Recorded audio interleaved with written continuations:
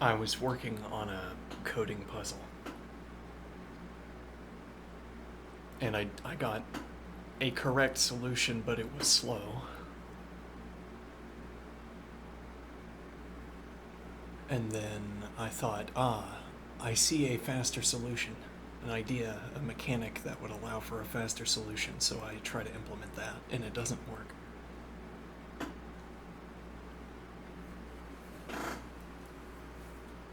I'm trying to, I have a list of integers, negative and positive, no zero integers, and I need to interweave them while maintaining their original ordering. There are 2 in such integers, and there's the same number of even as, no, there's the same number of negative as positive.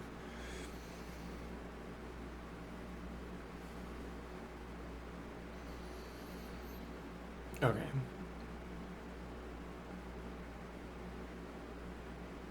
Now,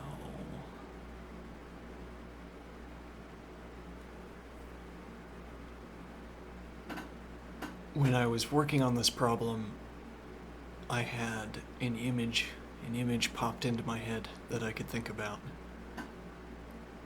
It's the kind of image that I call to mind when I want a picture of the algorithm I'm trying to implement, or when I want a picture of the mechanic that I am trying to emulate, or whatever word. If I want a sequence of events that I call traversing a list, for instance, then I write a program that CDRs the list and asks whether it's null. Is this traversing a list? If so, that association between words is by convention. I can't go backward in the list, but we often allow that traversing can go either forward or backward.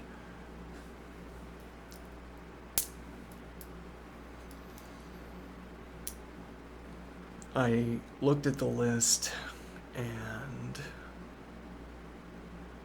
let's see.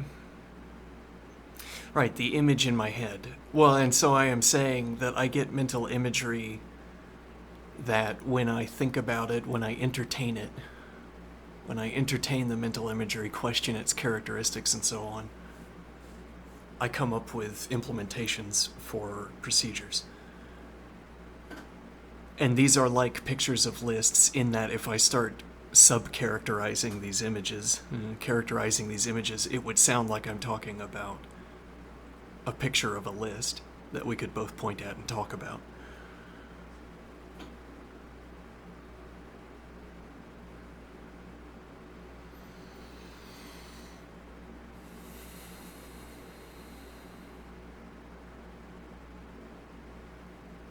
Now, what is my point?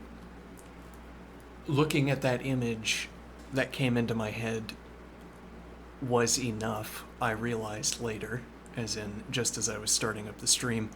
That image is enough to see what the problem was with my implementation. The characterizations that I already make of that image, if I reflected on them, if I merely grouped my characterizations together in different ways, would tell me the solution to my problem or why my algorithm was wrong. Why my implementation, my procedure doesn't produce the correct output.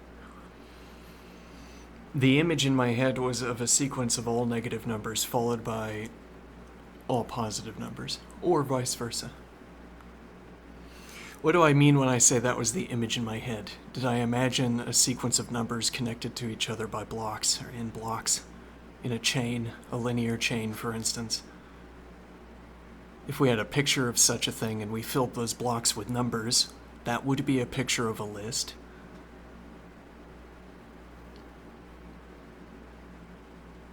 And if all of the negative numbers were in front and all of the positive numbers were afterward, then that would also be a picture of a list. Furthermore, it would be a picture of a list where all of the negative numbers were in front and all of the positive numbers were after. So was the image in my head of a linear, geometrically linear distribution of linked blocks, each of which had a number where all of the first numbers were negative and all of the latter numbers were positive? No. though, a similar image if all of the blocks were filled with the negative sign or the positive sign instead. And that would be more like the image, because that's how I think. I don't think about the individual numbers. A picture of a given list includes too much detail for my procedure description. I don't care what the number is so long as it's negative. So the only interaction I have with a number is asking whether it is negative. And if it is, then it goes into the negative list, or it goes to the beginning of the list, and if it has the positive sign instead. Yes, but the point here is like that procedure description falls out of mere description of the image, as it were. If I show you a sequence of minus signs and then a sequence of positive signs, and all of them are in boxes, and the boxes are in a linked list, and all of the boxes are geometrically linear, collinear with one another, and they're touching, then you would agree that, let me think.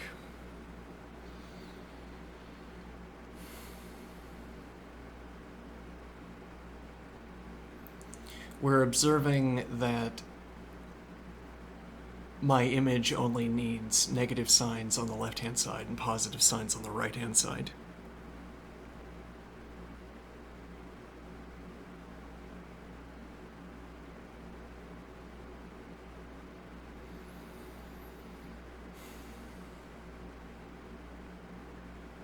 And the reason that kind of image would come into my head, well, so what we're investigating is the particulars of this image that popped into my head. I did not construct it by hand, this image that came into my mind and that served as the basis for my procedure implementation. I can draw images, so it's meaningful to talk about as if in the same terms we talk about the contents of an image I make with my hands, and then the contents of an image that pops into my head and serves as a picture for a state of affairs. Well, serves as a picture in this case, well, the picture I need to think of in order to see the point, in order to, at minimum, what we've attributed to this is the image I have to look at in order to generate the procedure. Now, if there are coincidences in description, it makes a lot of sense to us. If I say, yes, the image had negative in front and positive, negative on the left and positive on the right, and you say, so even if it wasn't exactly a geometrically collinear sequence of boxes, of adjacent boxes, holding negative numbers and positive numbers, or even negative signs and positive signs, more to the point actually, this picture that I'm making, that I'm describing for us, even if it is not this, it is like this. And what does that mean? The interlocutor thinks, if we just talk about this image reasonably, we would agree that the image in your head matches up with the image that I've presented to you. Okay, I give you the image of, well, and there's adjacent squares, collinear, Euclidean geometrically collinear, adjacent squares, and they have negative or positive signs. Well, are we mixing our types here? That seems inefficient at best. What does that mean? Well, what are these boxes? Are they constructed in Euclid? Are they constructed in Euclidean space? Because if they are, then the plus and the minus sign are also constructed in Euclidean space. So I am thinking. And well, I can say a plus sign has 4 points, but a minus sign has 2 points. Okay, and then if we both looked at the picture and put down our pretensions, we'd agree, yep, that's a plus sign and that's a minus sign, and we will accept that a plus sign and a minus sign are adequate for indicating negative sign and positive sign in our other way of speaking. So then a four cardinality set becomes plus sign, and a 2 cardinality set becomes a minus sign. Something like this. Yes, because that's how you would draw. You would have 2 points. Now, you might say that's an inadequate representation of a minus sign in Euclidean space. You might want to. Well, yeah. I mean, it gets particularly ridiculous when we instead talk about representing numbers inside of these boxes, those squares that we've made, these contiguous squares that we've made. Because now, I don't know, 32 points means 5. I don't know. It depends on how many points you require adequately to represent. Adequately to draw a picture of a number in Euclid. Yes. Because what we're trying to do is construct the image. Now you say, well, that's not really what I mean. When I said that the squares are collinear in Euclidean space, that was merely, if you draw an image of that and then you untype it, and then you retype it however you please, then we will have reached agreement. Maybe that's the point. I draw you Euclidean adjacent squares by construction. Okay, and then I say untype it, and then let me think.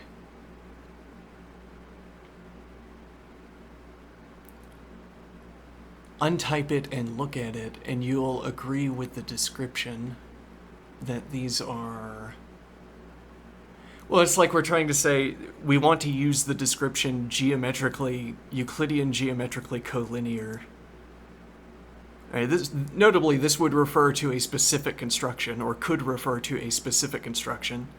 I say the shortest route to construct a square, the shortest route to construct 2 squares, the shortest route to construct 3 squares, with whatever constraints we have on what we call squares.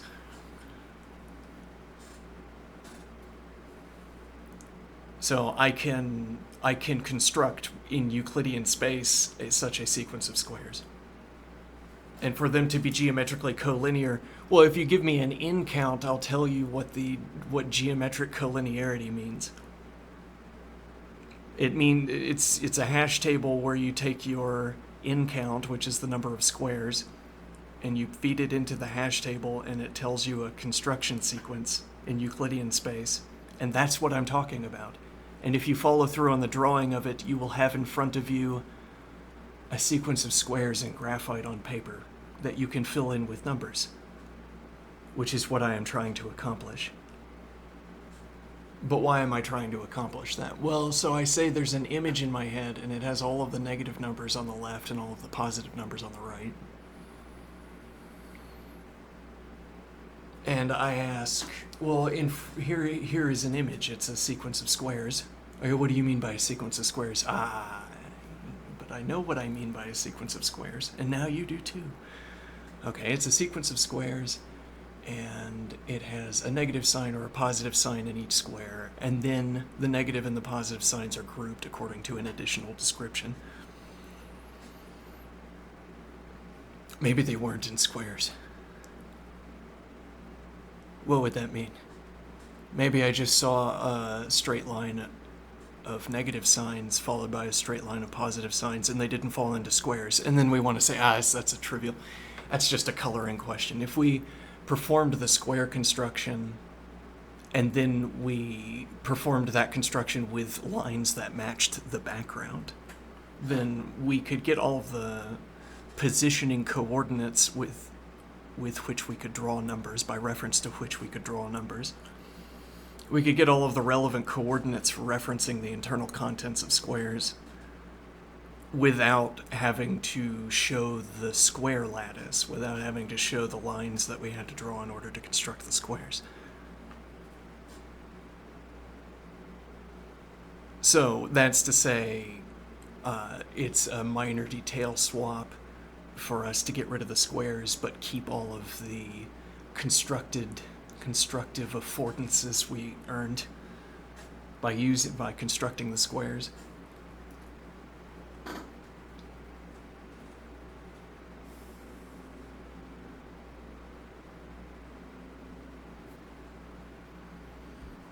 The constructive affordances that we earned.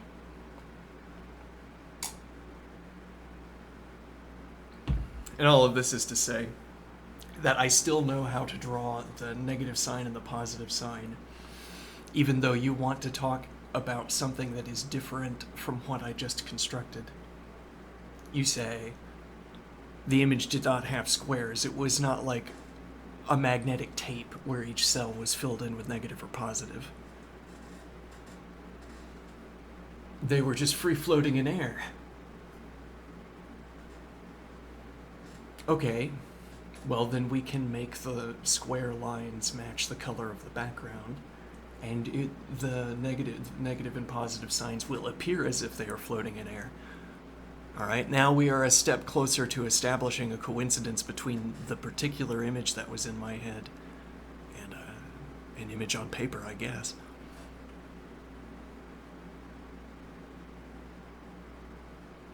And what is the point of this? That wasn't it either. I can't really describe the image. It's interesting that I did not construct it with my hands. It's interesting that it's an image that pops into my head, I look at it, and then I know things. I know things about what procedure I want to make. Though I have looked at images that represent lists and data structures.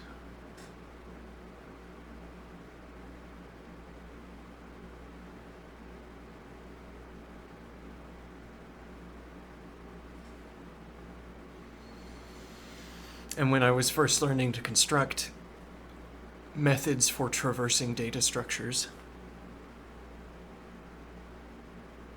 I had to look at these images. There was a coincidence between the images I was looking at and learning the implementation. And so the associations are formed in fact in time, as in when I was learning about how to traverse a linked list, I was looking at pictures provided by someone else, labeled linked list. You might say, they're pictures of linked lists. And then I would say, okay.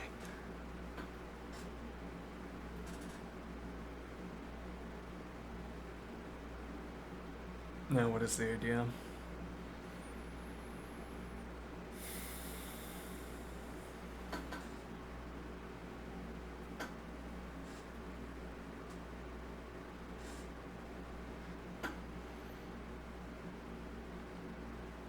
I want to say the image that was in my head had enough detail to tell me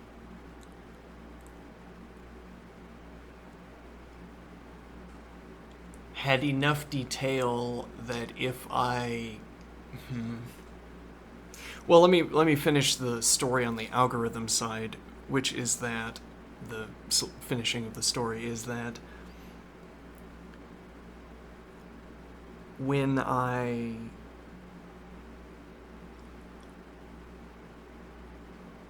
okay, so that image in my head of having all of the negative in front and all of the positive at the end it was a picture of an adversarial case, a unit case, maybe, I don't know how any of those terms are used. An adversarial case is the word I use, which is that, well, it's a case you could target that makes my procedure fail. Now, it turns out there are many cases you could target that would make my procedure fail because there was a fundamental flaw in the procedure as I wrote it, as I implemented it. But if I characterized the behavior of my implementation using an input list that contained all negative in front and all positive at back, or left and right, whatever,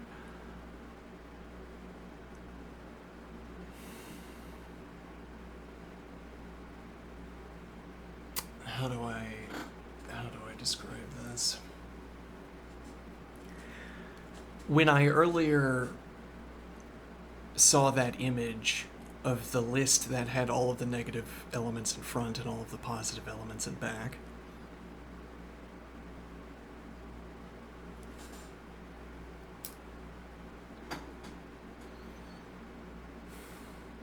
I did not see the solution, but when I saw the solution, I did see that image in my head, that same image again. So I had the same image at hand when I came up with the solution to the problem as I had in hand earlier, but I only saw the solution in the image on the second pass, when I saw the image the second time.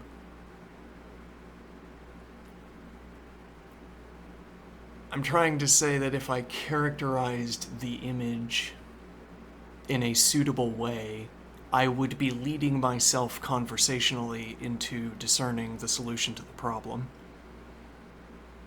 I say, isn't it interesting in this image that all of the negatives are at the front of the list and all of the negatives are at the back of the list? Isn't that interesting? Oh, why is that interesting, do you think? Well, it means that whatever effects target negative elements will repeatedly target those negative elements. Okay, now that would be true also with a heterogeneous mixture of positive and negative signs. I say heterogeneous. You have the case where positive and negative signs are already interleafed, and then you'd have negative, positive in all directions forever. Or you have a case where there's a local variation at minimum. Well, and that's like saying if you had 2 plus, 2 minus, 2 plus, 2 minus. Now there's this difference that I can point at a boundary where 2 pluses, or there's a plus on either side, whereas I can't do that in the interweaving, in the already interleafed case. Okay, and the point is that we have double negative, double positive in a list. That too would activate any negative relevant branches of the procedure, of the function, twice in a row at minimum. Okay. But yeah, so why does it come to mind to talk about repeated activation of... Yeah, so again, if I have all the negatives on the left-hand side of the list, all the positive on the right-hand side of the list, and I say on the left-hand side, the negative event will happen more than once in a row. Okay. That strikes me to say that it probably sounds reasonable if you're looking at the image. Ah, yes, you are right that there are more than one negative in a row. There's at least one instance of more than one negative in a row.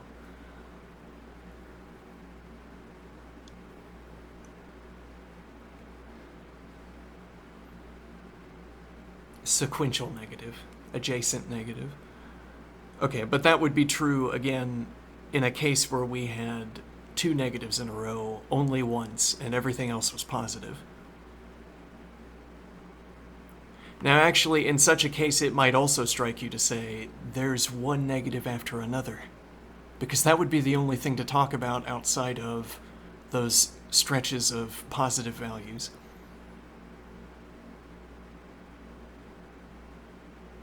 So we get to use the same description either for an entire field of negatives or a field of positives where there are merely 2 adjacent negatives. Though then saying there's more than one negative in a row seems to belie the point in the case where all of the values are negative.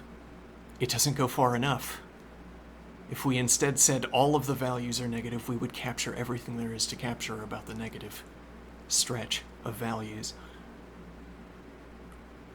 Whereas when we stop at saying there's more than one in a row, the only case we've differentiated is that we're not dealing with 0, 1, 0, 1. There is at minimum 0, 0, 1.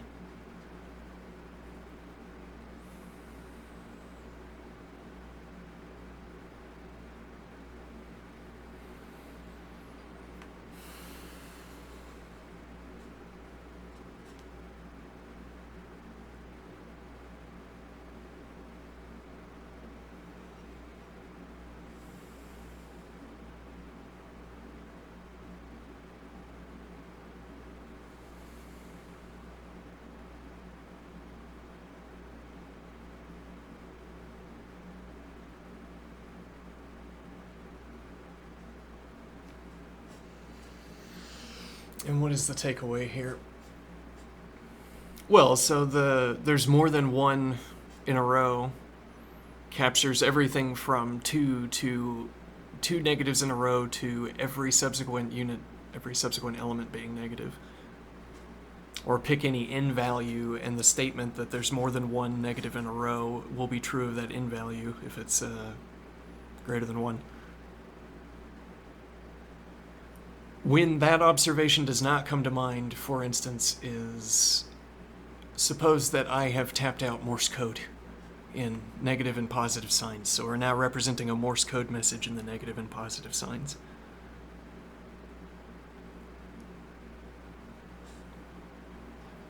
Now, does it strike you to say that there's more than one negative in a row? And how? It does. There's more than one negative sign in a row, which means dash, as opposed to one negative sign in a row, which means dot, e.g.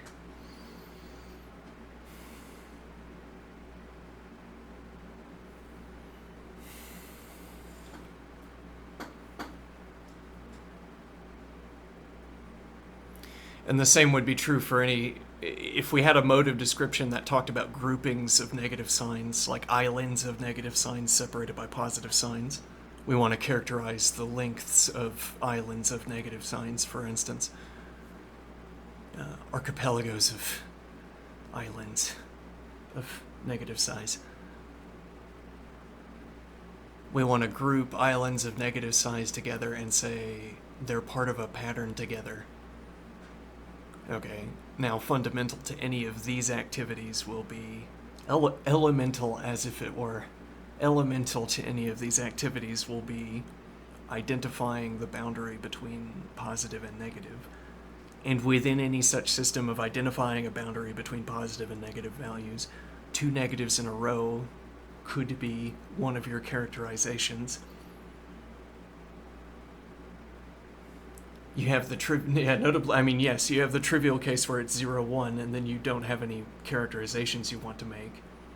If you have a mathematical program that allows you to characterize islands of negative symbols, then you have a motivation to identify lengths of negative signs, because that's the value you have to work with. It's the length of these negative sign gaps. So if you're counting them, then you need to be able to identify where they start and where they end. And if you grant up to that point, the only remaining point is that more than one negative sign in a row is a characterization of any block or island you would hope to identify in such a system where it's more than one in a row. If you discarded all of the unit cases for negative symbols, then that specification would capture every island, interestingly. Whereas if you have unit islands, more than one in a row fails to capture one of the relevant cases.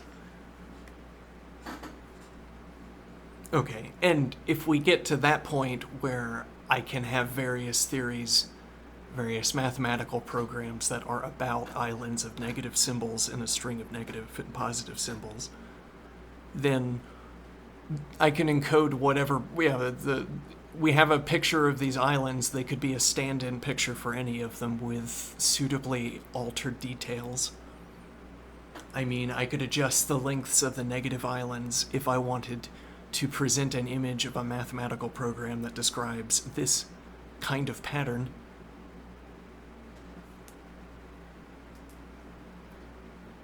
So I adjust the negative island symbols until they are exemplars of characteristics described by one mathematical program or another.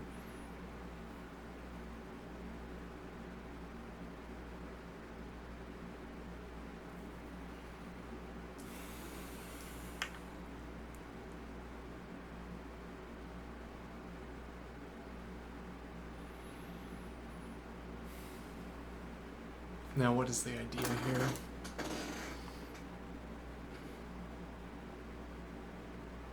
I had an image in my head earlier that was,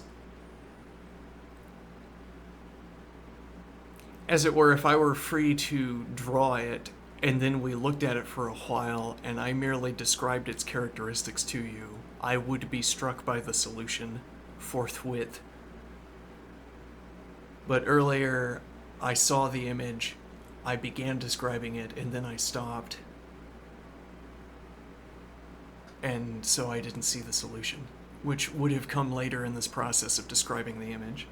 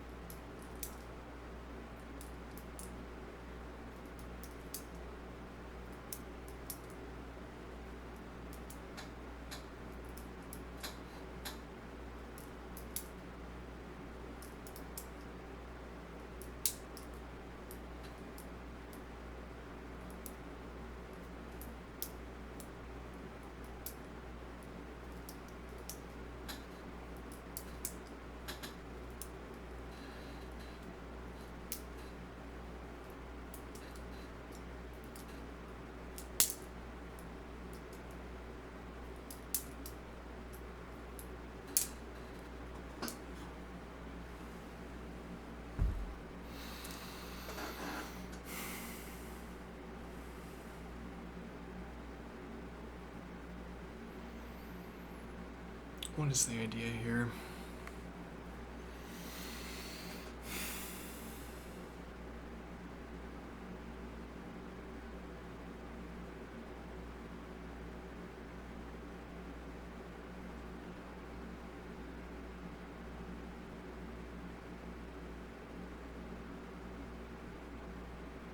Unclear.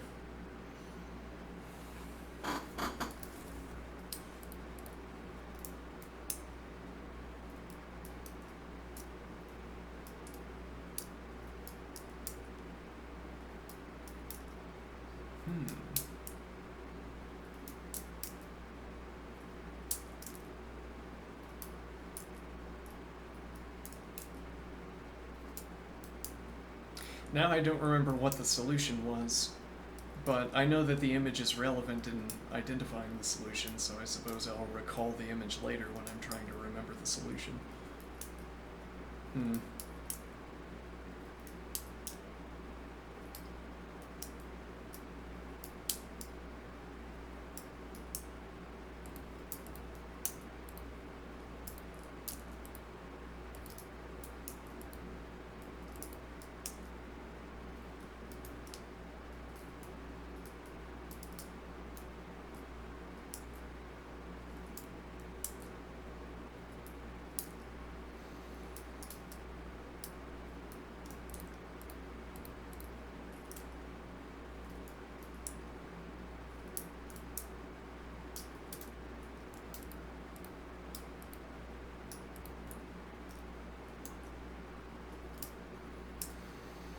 I probably need to reevaluate this. G3 notably also opening up bishop G2. Question of whether this development move is reasonable.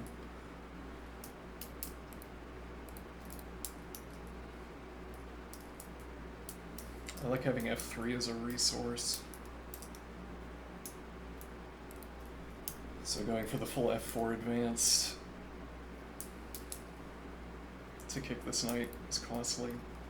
This doesn't really open up knight H3 either.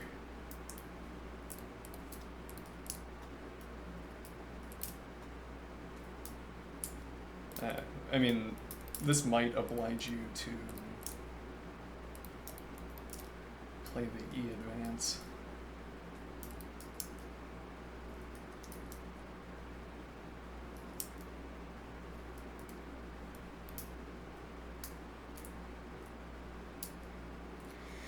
Yeah, the mistake of this mode of analysis, as I am thinking about it, is that the mistake in this kind of analysis is attributing to the opponent a line that is too slow.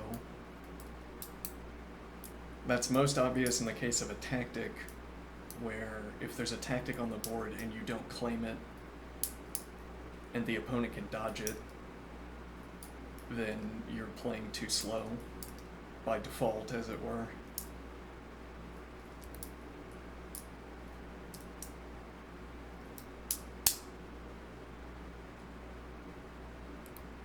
Or if the opponent can develop with tempo, for instance, and you say anything other than developing a piece with tempo, if it, like, yeah, okay, as if it's a one move error to do, if there's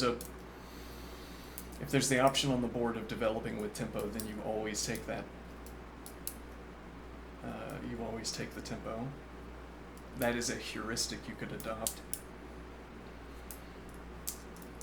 Okay, and the point is that playing too slow is an easy characterization of the failure mode that we just described. By which I mean the failure mode of, let me think here. Well, so missing a tactic is playing too slow, okay, and not claiming tempo when you are able to do so now also falls under playing too slow.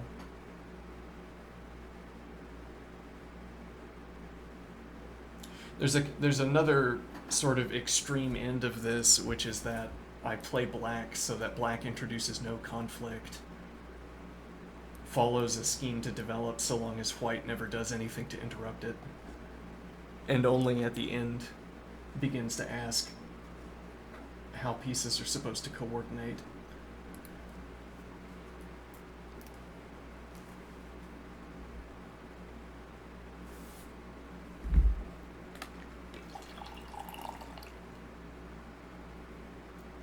A common objection, if you're doing group analysis, a common interjection is that, no, this wouldn't happen because something else would have happened earlier.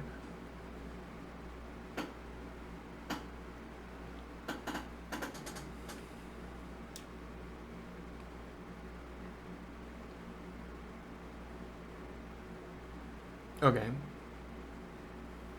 Playing too slow, I might assert, delivers us into a position where someone is interjecting, no, this wouldn't happen because something would have happened earlier. You would not have castled, for instance, because there was a tactic on the board. You would not have castled because you could develop with tempo. But you castled, which means you were playing too slow, and now there was something you could have done.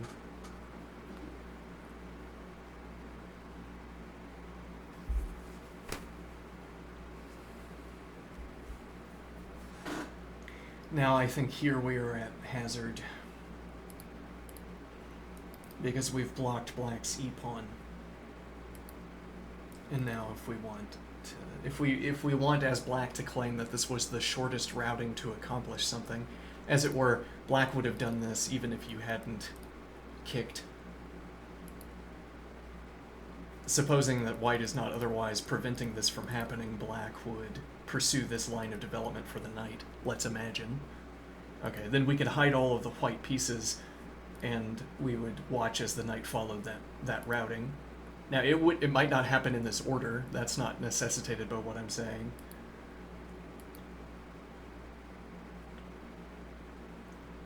So one point here is that we're forcing out of order development. If this is where black wanted the knight to be, if this was a good square for the knight, or if the routing was necessary. Let me think. Well, so a justification for a routing of a piece is that the kind of justification we give ourselves for routing pieces is to consider the quality of the squares that the piece has to sit on in the intermediate states.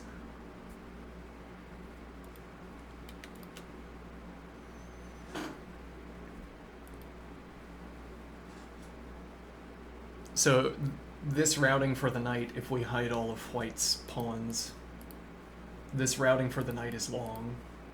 Takes a lot of tempi. What even was the line?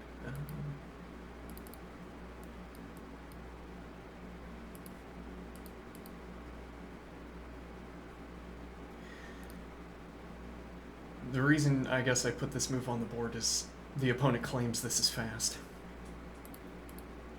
Is it fast? Well, it blocks the e-pawn, and this is now the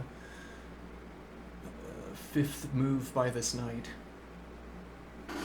Okay, well, no, that doesn't seem so fast. Well, then you wouldn't be able to do this either. I guess I'm dropping some points here. So the intervening squares observation. If the knight is good here, then having this square on the route is fine. As it, you get whatever benefit there is of the knight on this square up to the point where white forces you to reorder your development. Okay, but if you're conceiving of this as a routing square anyway, this isn't making you move your knight somewhere you don't want it to go. It's reordering the development. Okay, and there's a related observation here if I play... it's black's turn. Alright, so black doesn't follow through. It develops the knight. Okay, and I develop the knight. Best square? Maybe not. Doesn't matter for this observation, though. Now, I haven't kicked the knight. Okay. Black can develop here. And now I kick the knight. Okay. However, if I reorder the tempi for the development of this piece, I'm not changing where this piece is going to end up. I'm changing the ordering of tempi. The ordering of tempi expenditures, where this tempo would more naturally be spent later. For instance, if nothing else, after the light-squared bishop gets to the other side of the knight.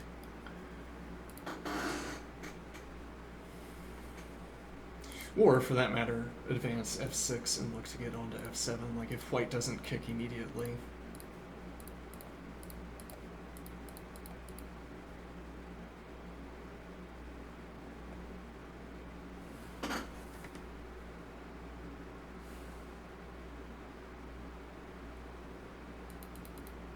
So, we're trying to think about this as reordering our opponent's development. Why am I trying to think about it like that?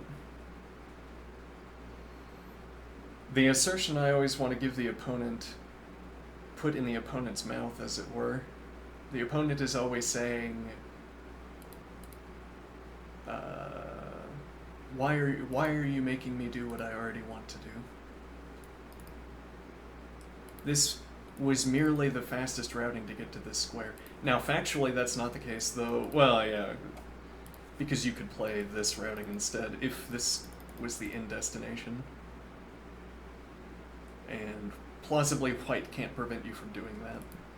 But then you would have to have been here, then been here, then been here.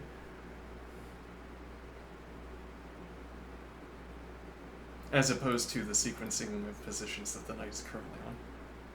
So if I want to freeze the knight here, and you say, well, but you're blocking the e-pawn, and I say, I will try to avoid that being relevant. Okay, then... Well, so the idea is, if... Well, okay, we can insist, this is fine. I don't want to develop the e-pawn. Is the opponent right not to want to develop the e-pawn?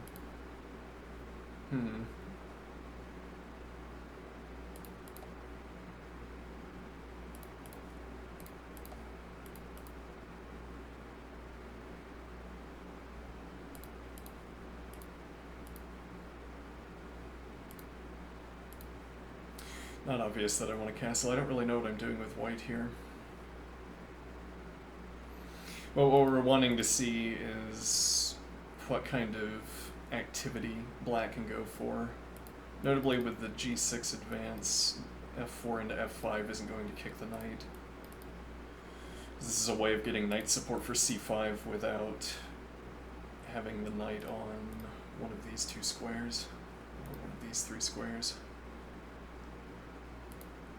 We have a lock on the diagonal, though white has assiduously declined activity on this diagonal by blocking bishop with knight.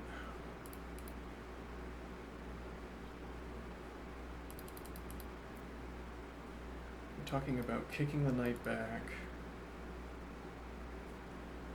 Right, so in this line the opponent wants to assert that this was merely the shortest route to getting my pieces where they already wanted to be. Does that sound like a likely story to tell after this sequencing of moves for the knight and the into positions?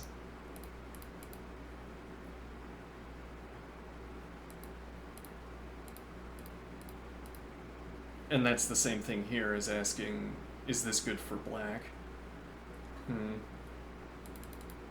I don't know. Alright, at any rate, I don't think the knight is going to head into e4, or more to the point, I don't think that if the knight... I think that if black plays this move, it's good for white. I'm willing to play the position, maybe is better to say.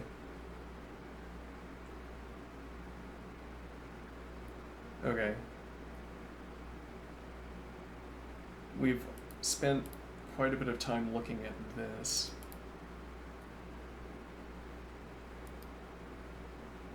With the f3 advance imminent.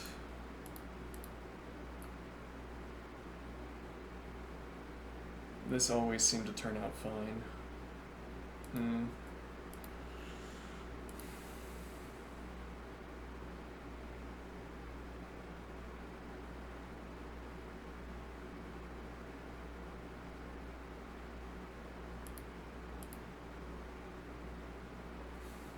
If you advance E, we have 2 points, and it's more difficult to advance against this knight. If you advance D,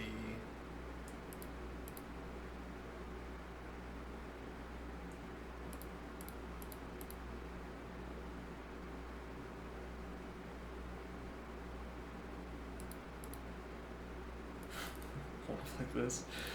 Actually, we could probably play, might be able to play this. This might be, well, okay, actually, if we go back, this is a question immediately. This takes, and then either capture is fine.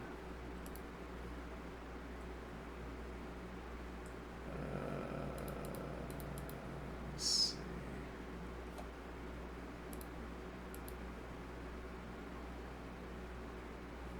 And if you get the knight out,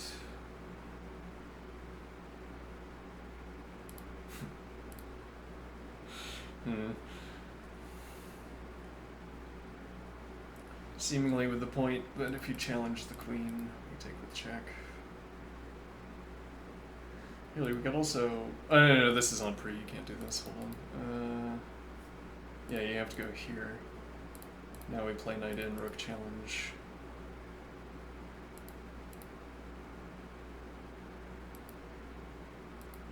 Yeah, we'd have to have a check here. I am thinking. Actually...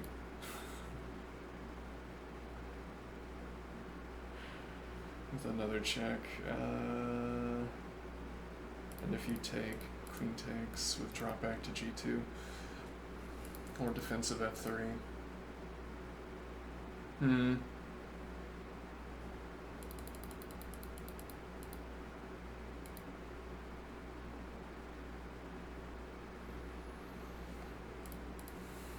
Makes sense anyway.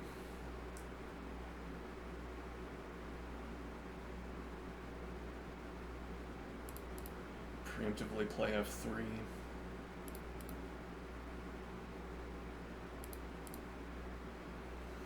Interesting. Light squared bishop no longer denies knight h3. Could be an argument for spending the first tempo here. We have knight f2 and knight e2. With or without bishop passing through to d1 first to open up castling. And then knight e2 with king f2. Though this position isn't going to open up easily.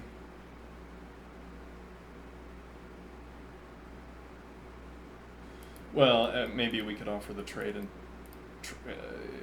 recapture with the knight. I'm thinking more of a case where we're recapping with a pawn, and then getting the knight behind the pawn.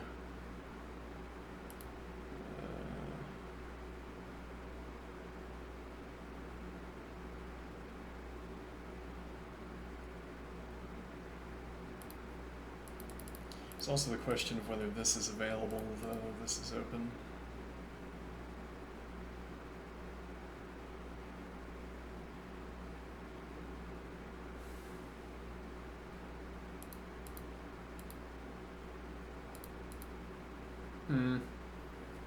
No, this is awkward. Well, if you take here...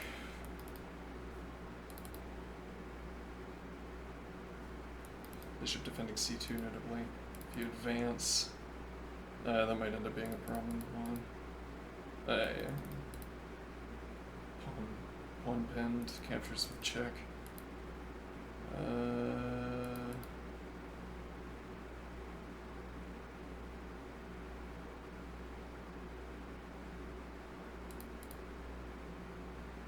Just continue development. Advance takes is now available. Takes. I suppose we're playing bishop takes. Knight takes, takes with check. No, I guess this happens with check.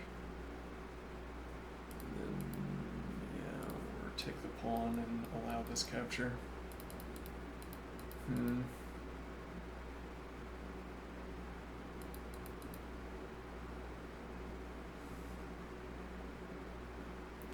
Which could mean delay light squared bishop development.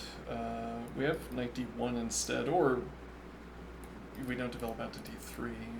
We probably need coverage for c2 anyway because, well, yeah, king d1. Always available. We now have diagonal coverage from the bishop on h5. Usefully, and the knight on g1 has become a better defensive piece, arguably.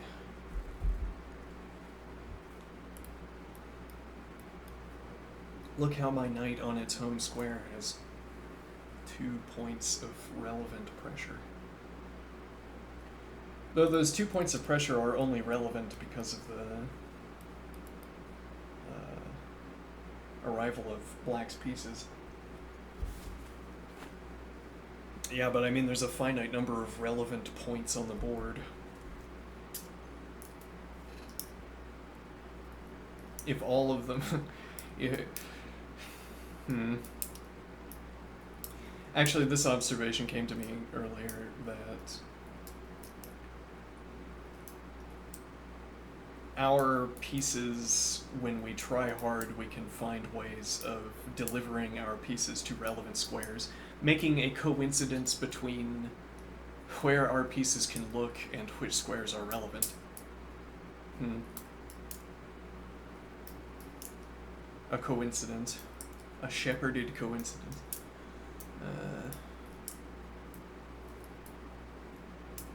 What's my point here?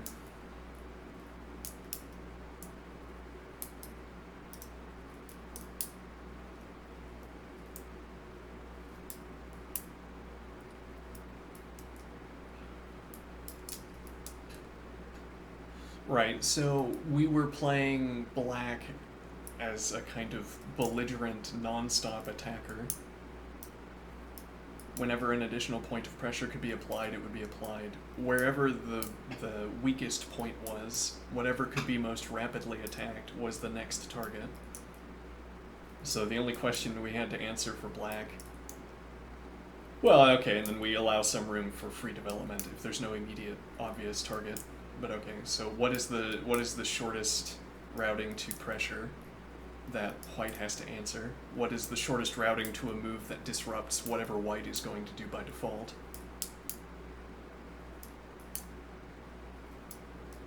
Okay. And what is the observation here? black launching pawns across the 4th rank.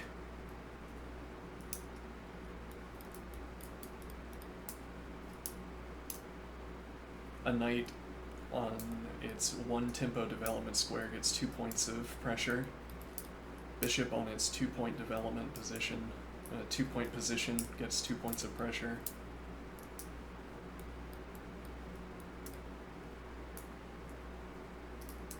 If you count all of the central squares as active by default, I say then this knight also gets 2 points of pressure on its 1 tempo square. But I think this is the more illustrative example, the knight on f6, supporting the pawn across the 4th rank, that the pieces are well positioned. Well, we don't need qualification. We don't need quality characterizations. The pieces can contribute as many points of pressure to the initial easy pawn moves as they can, whatever that number is, depending on which pawn option you're choosing.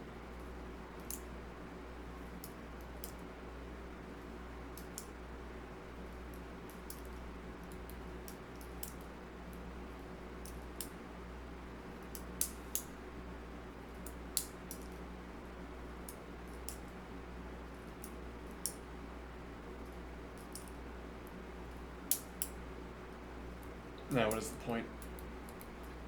The point is that, well, we're trying to accomplish the same thing that is easily describable in the same terms. Black is making squares relevant.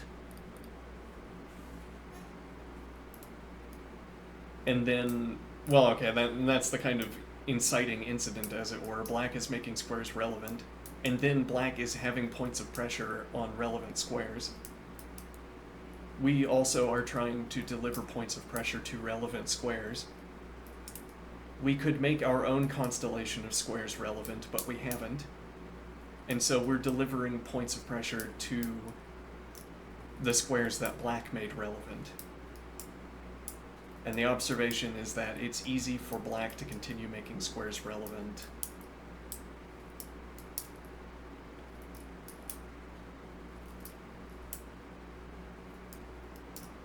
It is fast for black to continue making squares relevant and continue supplying points of pressure to them. And that's a kind of... it's baked into the initial board state that black finds it easy to continue delivering points of pressure to squares that are easy to make relevant or fast to make relevant.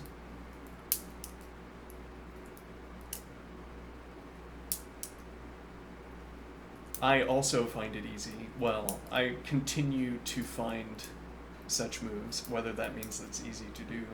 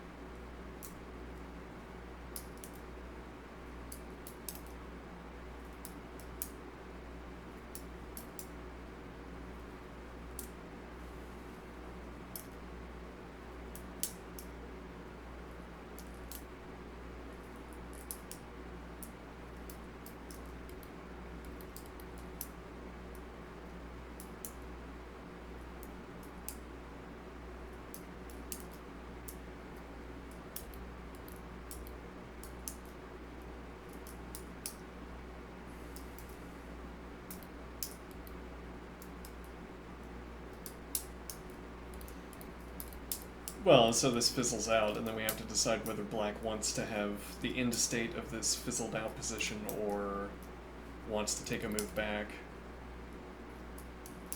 and go at this from a different direction. Plausibly, if white wants to play bishop d1 either way, but we have knight d1 as an alternative use for the square.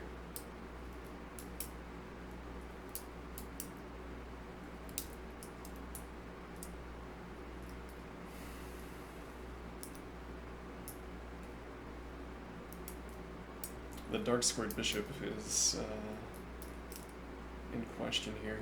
Actually, our knight is exposed, and as a general rule, I don't want to allow the opponent to go for trades. I don't think this would be bad at all, but I don't want to allow the opponent to go for trades. Well, okay, but actually, we might be willing to let something like this sit, because we have a one-tempo, we have and are retaining a one-tempo option to get the knight away. So if I suddenly decide I need that knight somewhere, up to the point of moving it up to the point of initiating such a sequence, the black has the option of preventing me from rerouting. But once I initiate, that option is taken away. So I might be willing to let a piece trade sit. Here, though, I think we'd have to commit to f3. You could still take, but now at least we have the option of which recapture we want.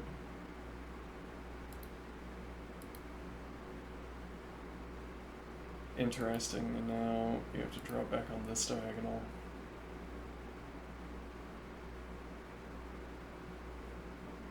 And now we need to cover this.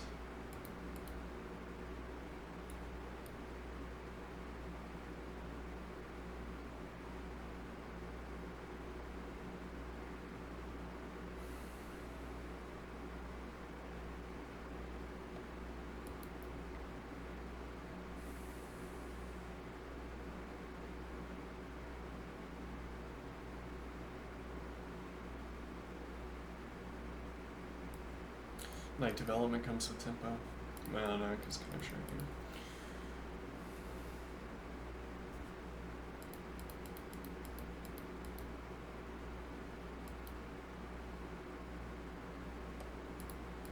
Otherwise, I have to forego developing the knight until I've played f3, if I'm unwilling to allow this offer of a trade.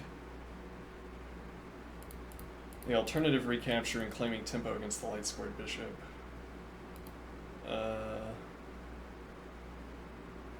This at any rate does not forbid constructing the kind of structure I like to have. If you drop back on this diagonal, you're going to get caught up in, you're going to cost yourself tempi in the inevitable kingside expansion.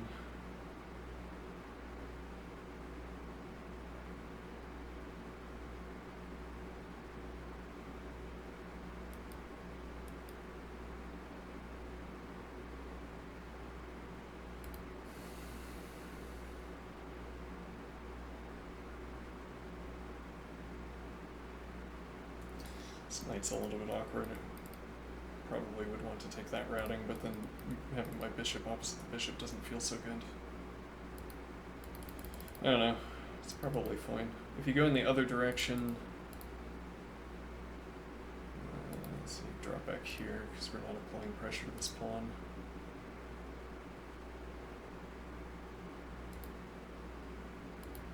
Naturally, I want this move.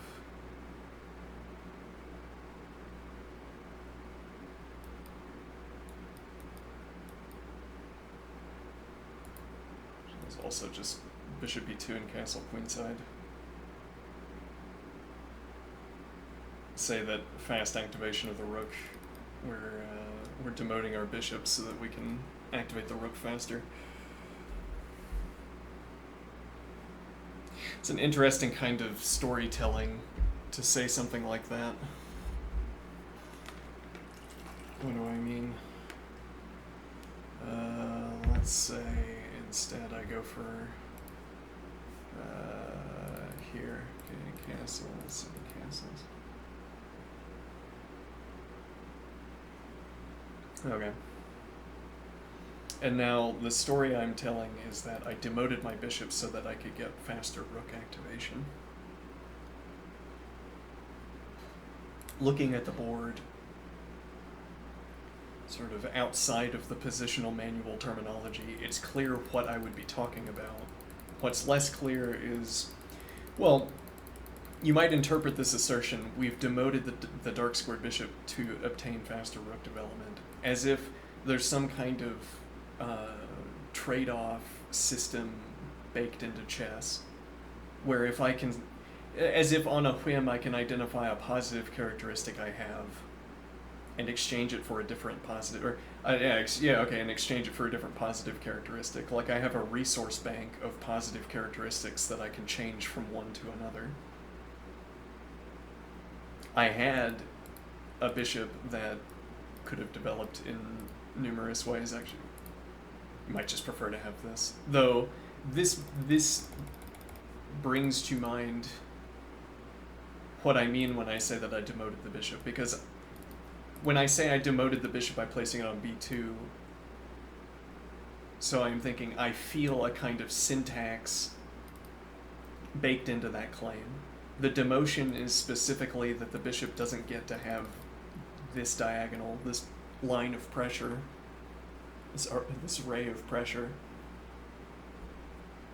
as opposed to sitting back here. Okay, now you say, well, why not just play the better move and do bishop a3? It's better because it prevents castling and it controls a lot of squares, and you can't be challenged by the dark squared bishop, which might actually prove to be critical, even in my observation. But my point here is that this opens up a question I have to answer later. The reason I'm not immediately targeting this is because now I'm open, for instance, to queen a5 with tempo against the dark squared bishop, and king defending bishop isn't a good option. So then this is, I am thinking, a tempo I would have to spend later dropping back. Whereas if I had the bishop on b2, I could spend that tempo playing king b1, for instance, to defend a2. Well, yeah, it depends on the particulars. And what is the point?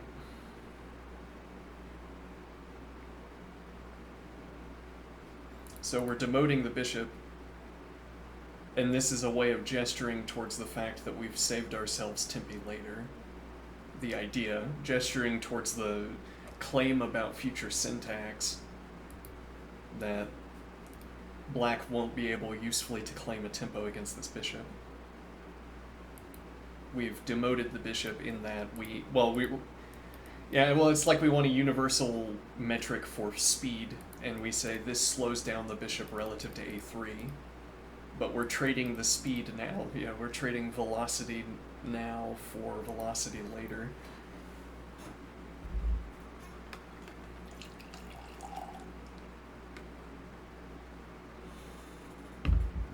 So the other point that this advance, opening up the bishop, is a move. Yeah.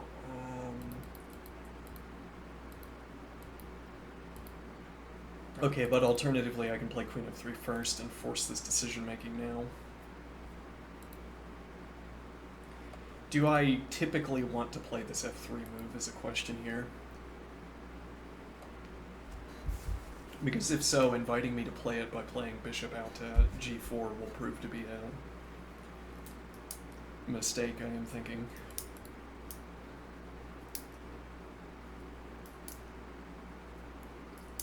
Okay, we do this immediately. The third pawn move. And we're on move 5. Yeah. And the other moves have been queen moves. Yeah. So you drop back. Well, yeah, I mean, it's decision time already. I guess I'd like to say it's decision time with the least amount of information available concerning where my material is going to be. Is it good to drop back here? Well, is it phrasing it in terms of how much information black has available? It's not like information that informs a decision. It's like information that's etched into the board and decisive for which moves are best. The practical observation is that if you do this knight move, if you do this, or Drop back on this diagonal. We wait until d2. That might not factually be correct, but that's the kind of idea. We get to make our subsequent decisions about where pieces go on the basis of what decision you make with this bishop.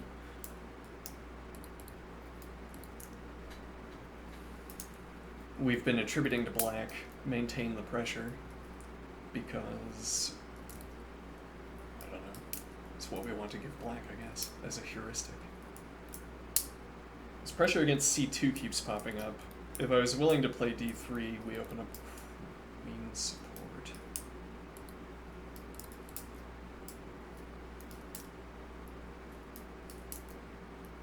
This puts another tempo between the queen and c2, but it also answers this immediately. Yeah, well, and this gives black the option of expending tempo to reorder my tempo expenditure. Interestingly, if you play bishop back, I could also choose king d1. That also reorders my development. Yeah, well, I guess we commit to that when we move the queen to g2. There's no coverage for the square, and knight a3, yeah, as an alternative. Or, yeah, we could play this at the beginning. I could play b3 and knight a3 simply to cover c2 immediately afterward. And I guess we would do this instead of playing f3.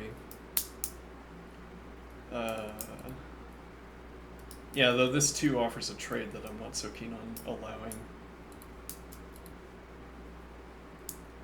Well, we could always play a3.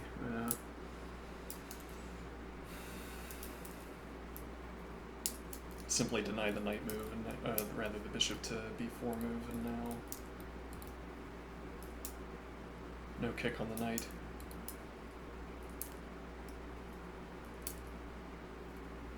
Insist that this is fine.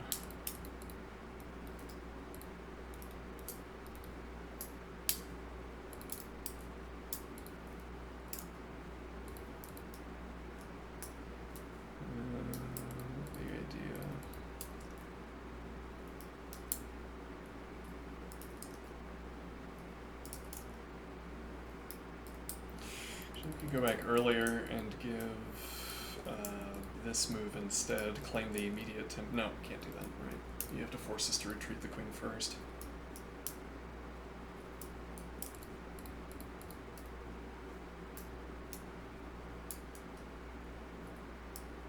And now if you spin the tempo dropping back,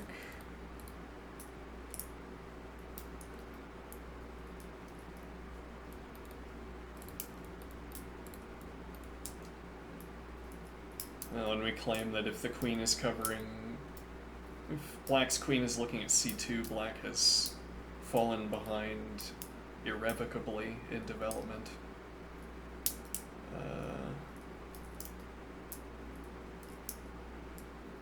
And what would the point be?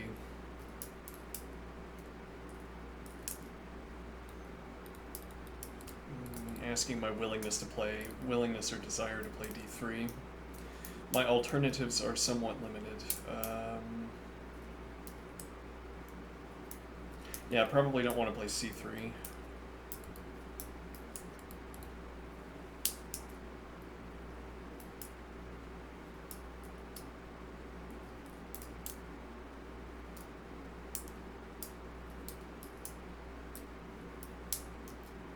Yeah, well, our willingness to play f3 is high.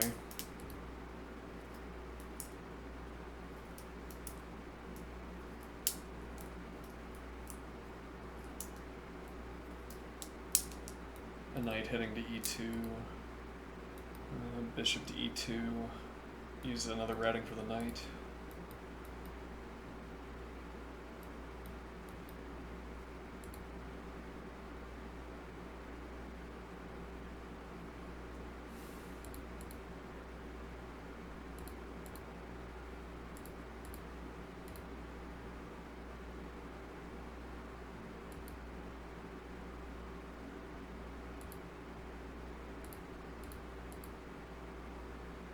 A comedy of errors ensues.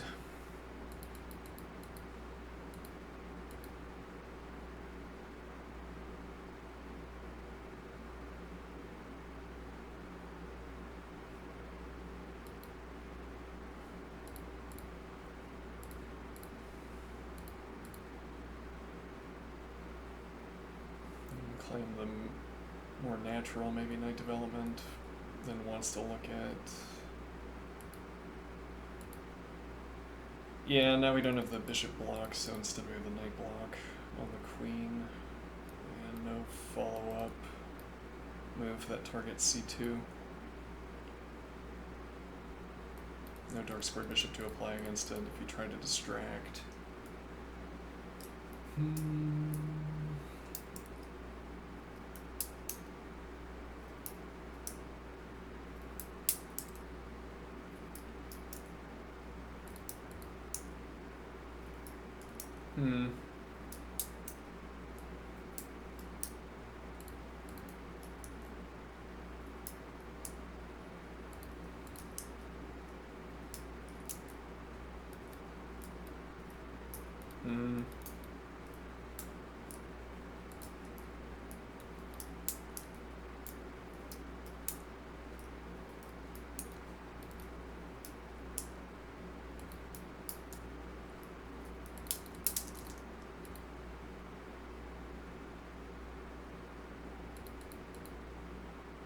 I'm not sure that that was convincing against this advance. Surely it fails. Is chess a good game? Is chess a bad game, as it would have to be for this to work?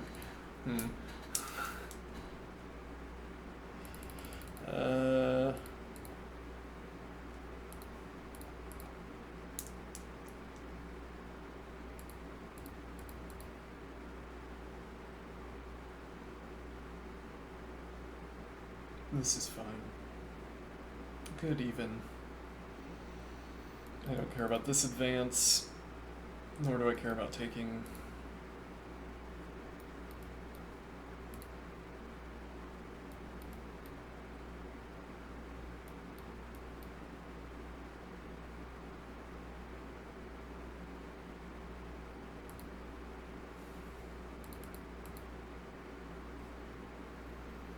But allowing trades.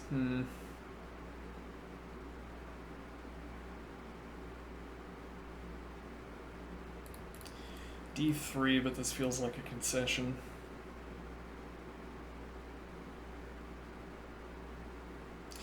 Or maybe it feels like I have to recalculate what the king structure is supposed to be.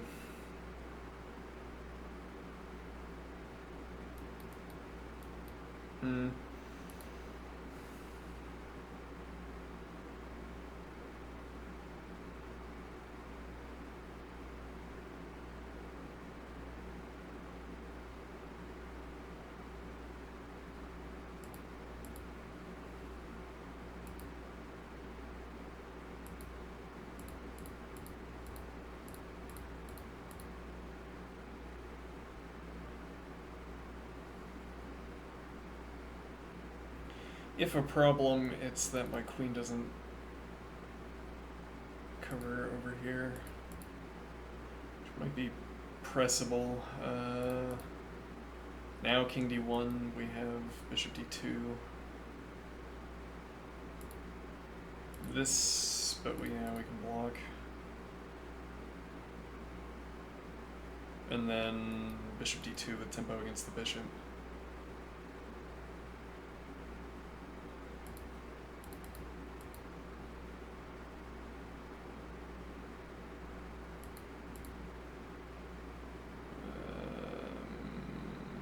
Suspicious. Well, it reopens this, actually, would be the point, so you can't go for this tactic. We don't have to have the knight defense.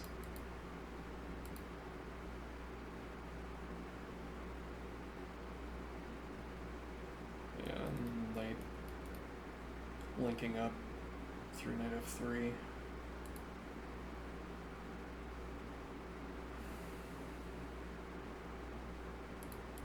You drop back the bishop. No, winning pressure.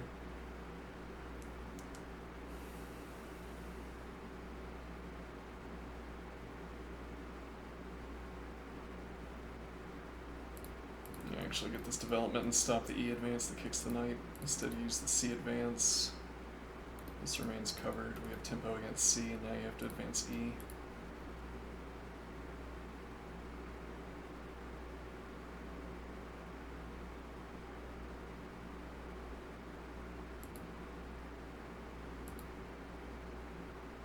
e6 as well.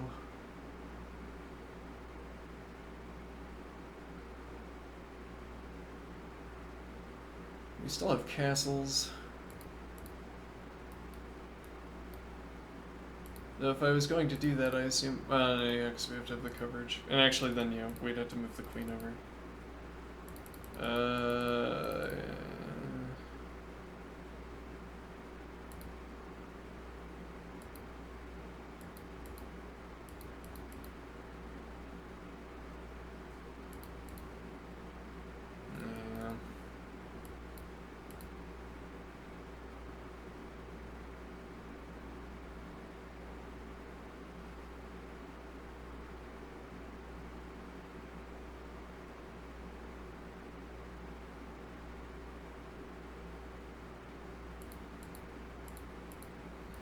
Don't have the H advance in yet.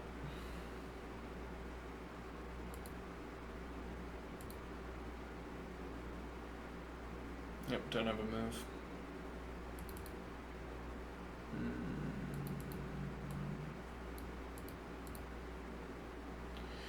Opens up castling immediately, but also opens up, if you play the rerouting move, drops queen support through the center. Plausibly you'd prefer this, though, maybe with H and you drop back to H6.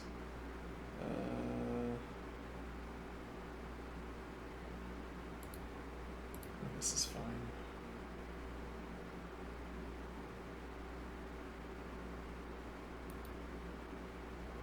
We'd still have the option of king f2 with bishop back to e3, interestingly. Then we don't have a lot of material going for these 4 pawns. Maybe the point ends up being that my bishops and queen are strong through to the other side of the board.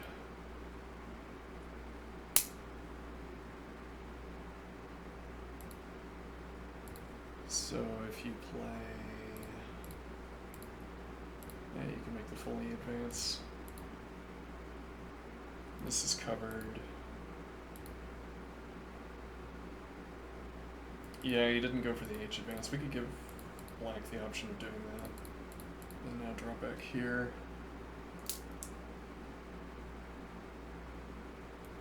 Counter pressure against this, against my G advance. And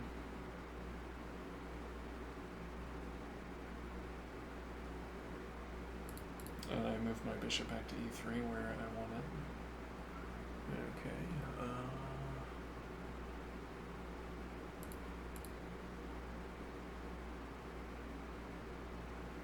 Yeah, though you might want to rush the... well, actually, this opening up queen support. You rook support instead. This also allows dark square bishop to participate instead. Alright, well I don't have to commit to playing king f2. But if I play rook d1, I practically am committing to playing king f2, I think. Do I care about this? There's an alternative point worth exploring.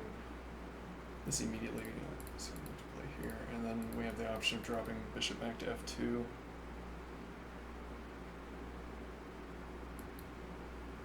Gets it back out of the way of the queen.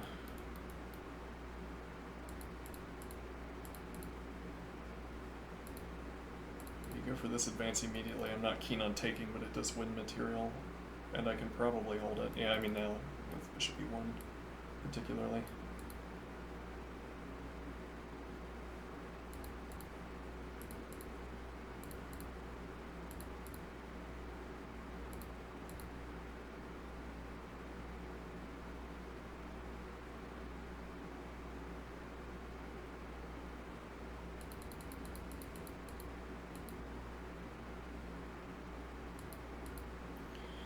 And if you don't, I can play f3 any tempo I want. Well, yeah, every tempo we trade off the question of whether I'm going to retain, whether I'm going to have to retreat my dark square bishop. I think claiming that f3 is a waste of tempo is wrong.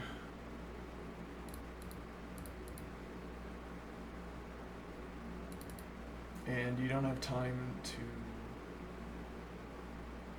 Yeah, you don't have this queen move. You don't have bishop out to support e3.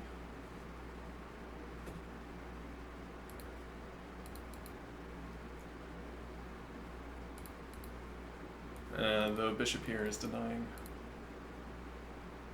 I could play at this tempo. It's not committing me to playing king f2.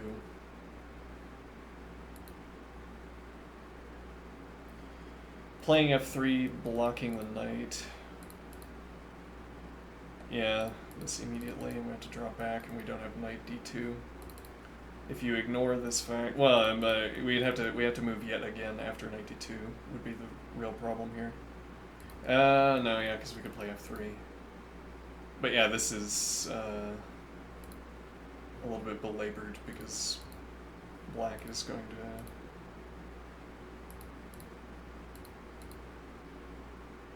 Yeah, now I play f3, no more kick on the bishop. But...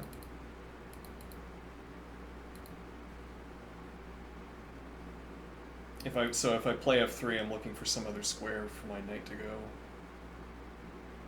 I could be going back to c3 maybe.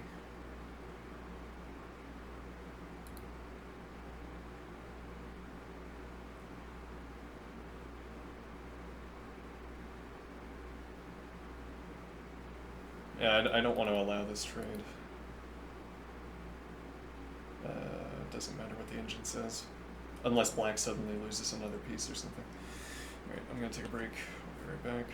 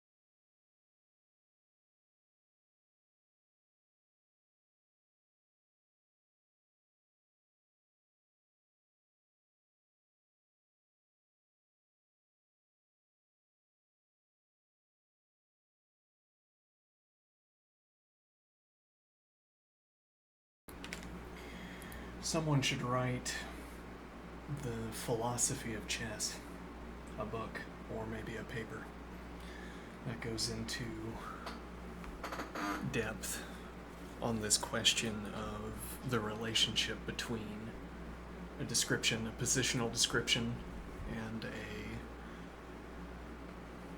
syntactical description.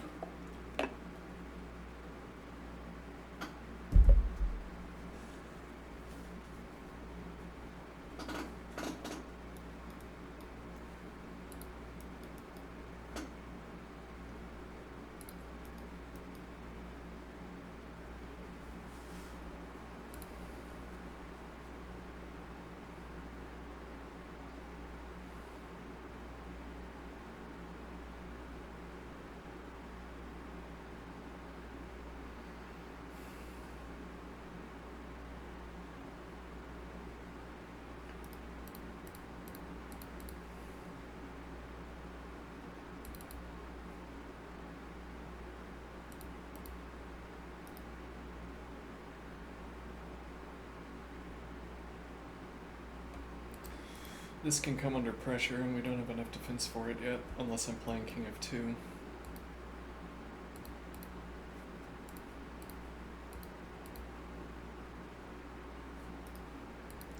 Or, yeah, play H3 to deny this, though now.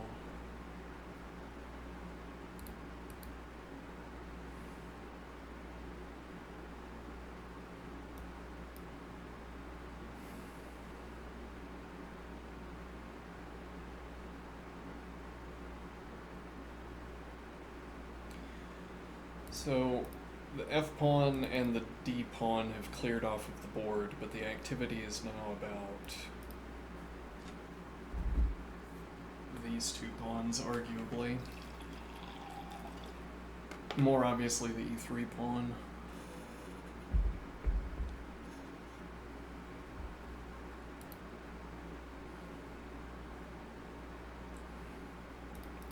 Whereas we aren't talking about these pawns where I still have all of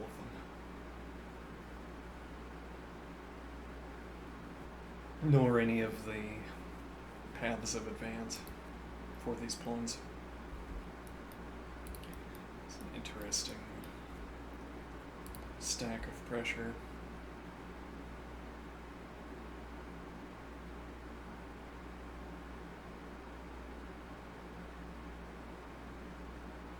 Okay, so you want to stack queen pressure on this square. This might at last be a tactical mistake. No, pawn is pinned. Indeed not. Yeah. No, we had to get knight development in to deny specifically queen pressure.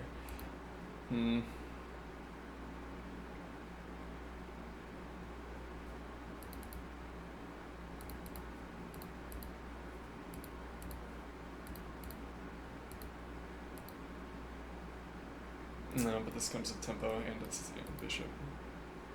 So I don't get to retreat.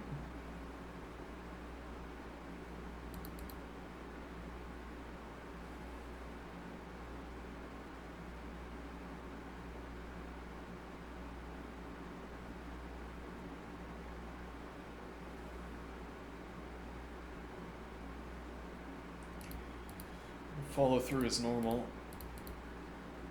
Say this is why the queen is here.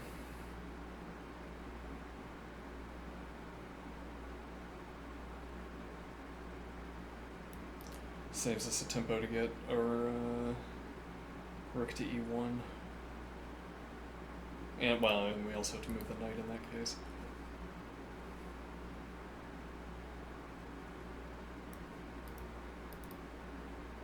Knight denies queen development. But also we can kick the knight. It's also vacated for the light squared bishop. We have pawn support for d3 still, though this advance. That advance immediately might be relevant.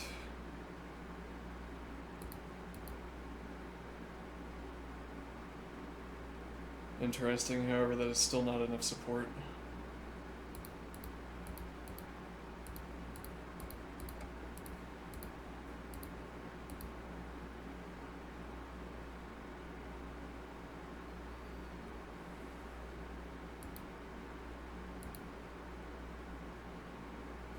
Yeah, and then we have to make a claim about development. Well, no, actually, no, this is a problem. Yeah.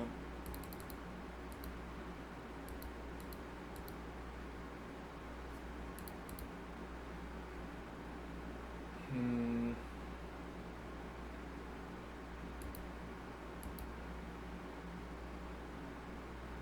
Interesting. Yeah, because this says contact with the rook, so if takes, and this doesn't cause checks, so takes with tempo. Yeah, this comes with check, but we can also block with tempo.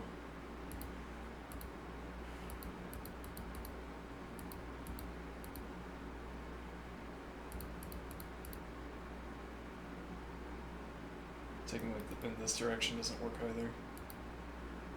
And we're threatening takes.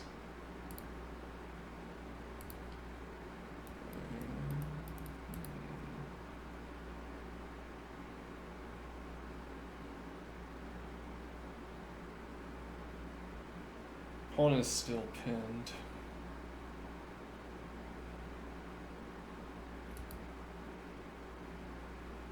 So we don't have to move the knight, but also you can't take in this direction either. We try to stack pressure.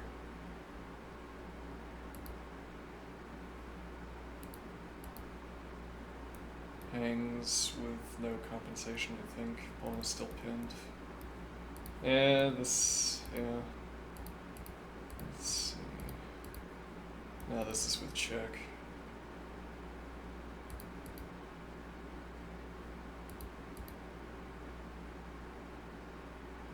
This is on pre and your queen, but nothing defends the rook. Yeah.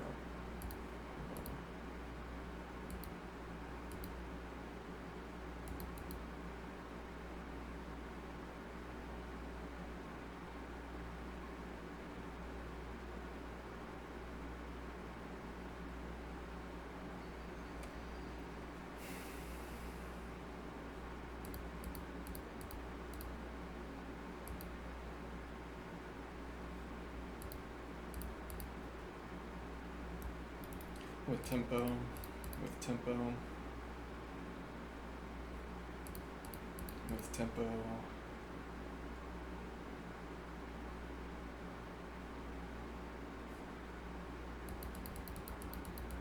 Yeah, this isn't a convincing line for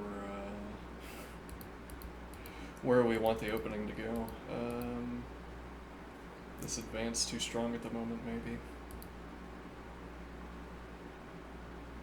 It's pressure against e3 inadequately accounted for. Black didn't have to castle either, so this could happen faster.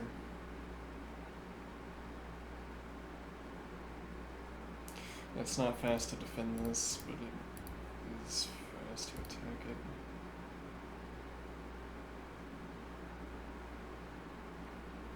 Well, we could have tried routing the knight early. I mean, we're not so deep into this game, but much earlier, I want to say in the game, we could have chosen knight d1 instead. With now, if nothing, all else equal, the knight would be passing through to f2.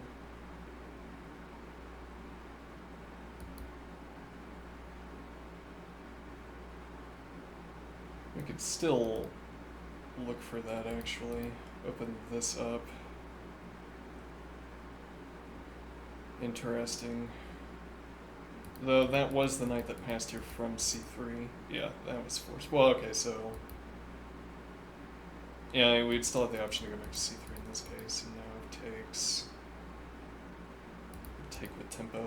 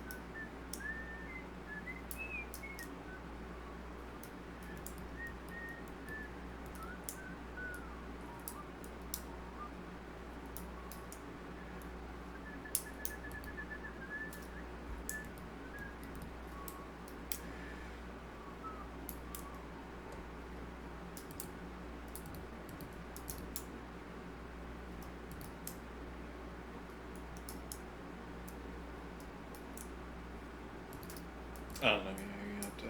This claims tempo, right? You haven't advanced the pawn yet, so you can't draw back to h7.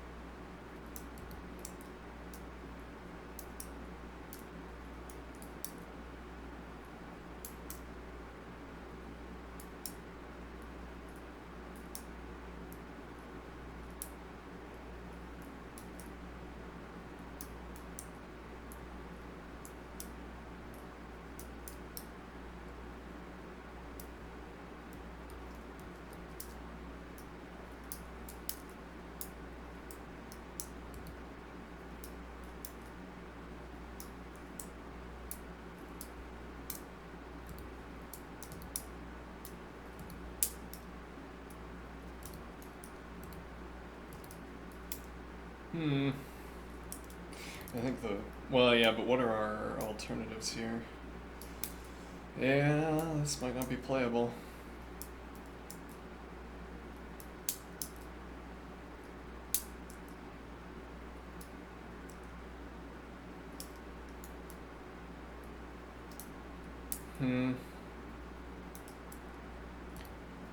Spin the tempo dropping back. At minimum, you have this capture.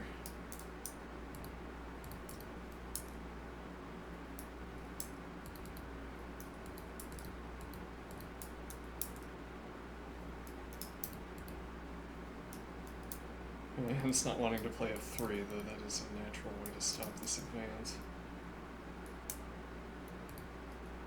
This also does it technically. If you rush queen support...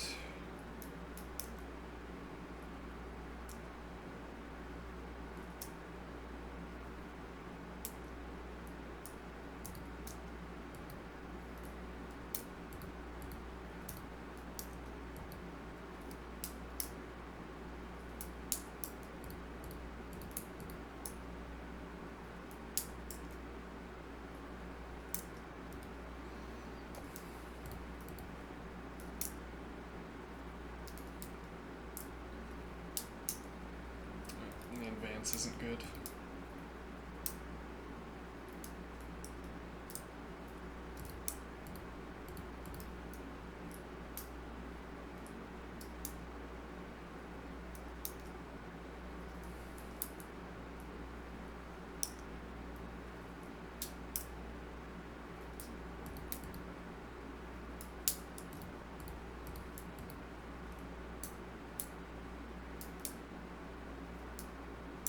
Always on time, never late.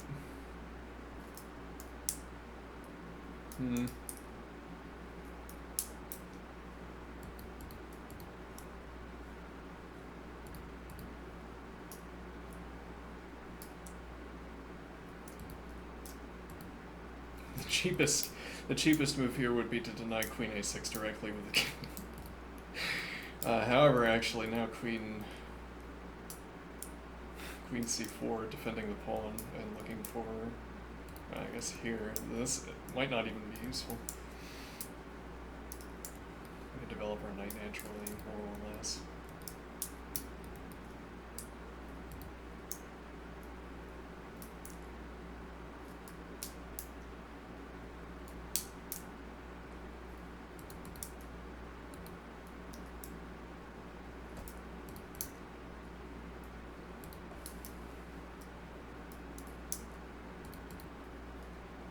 just continue to do what I was going to do.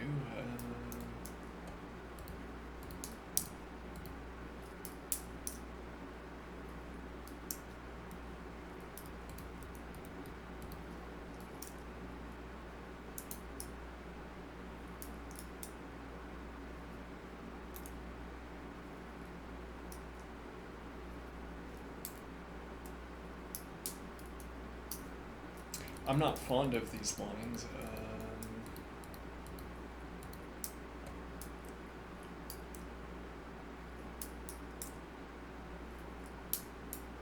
So F3 ran into some difficulties, though we have this preparatory move. Light squared bishop gave up this diagonal, so we have the square for the knight, and now what is the idea?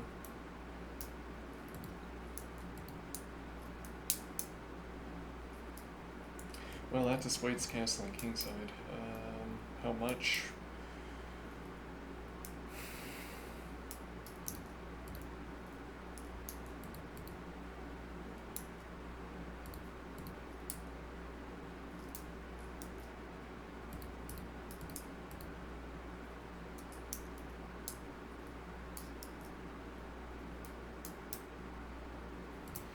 Allows this trade. Black gets the skewer.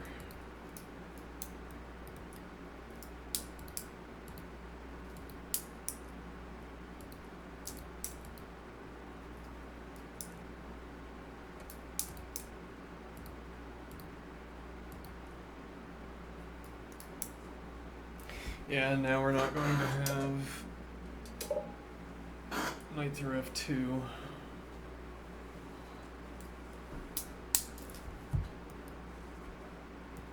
If nothing else, because black can accept the trade.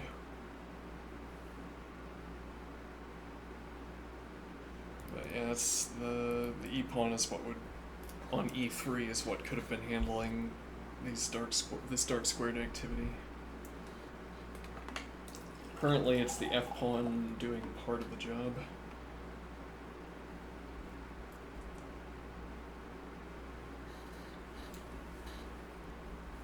We can't render this dark squared bishop pressure irrelevant by pushing on the queen side, seemingly.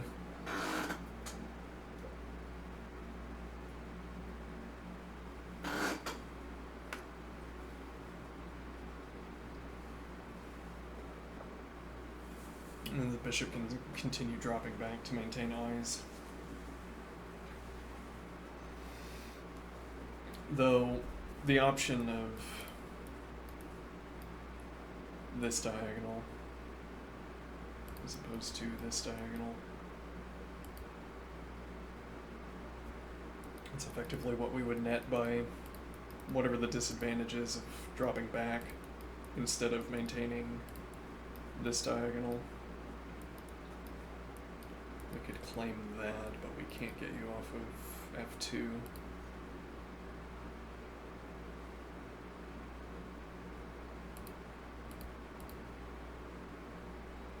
Yeah,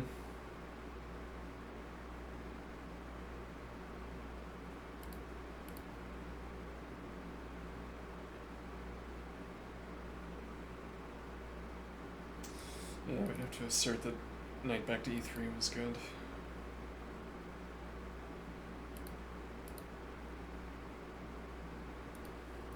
Yeah, only way of stacking pressure would be with... we could try to get the queen to g3. Interesting.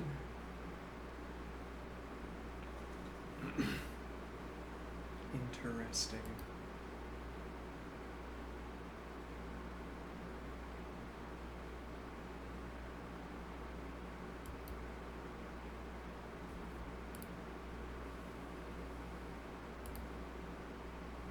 Black hasn't spent a tempo stopping us from this advanced.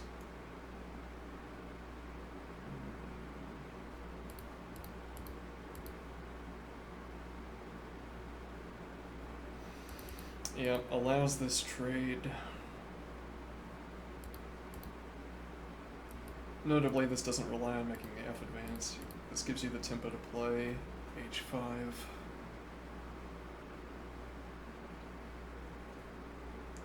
Yeah,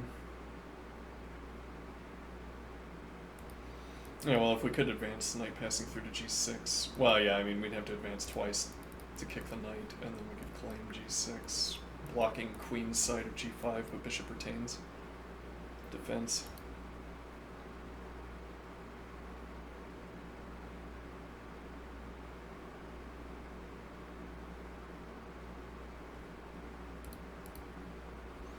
Claim this is good.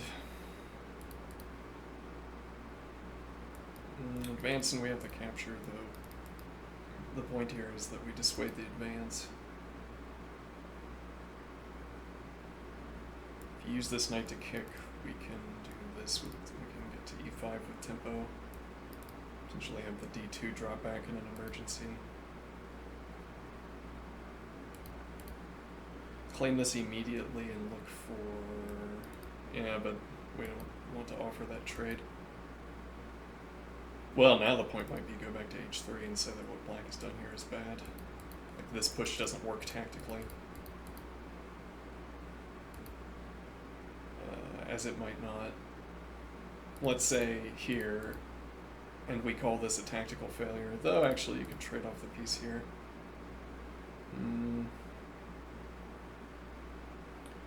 Yeah, that's a little bit uncomfortable.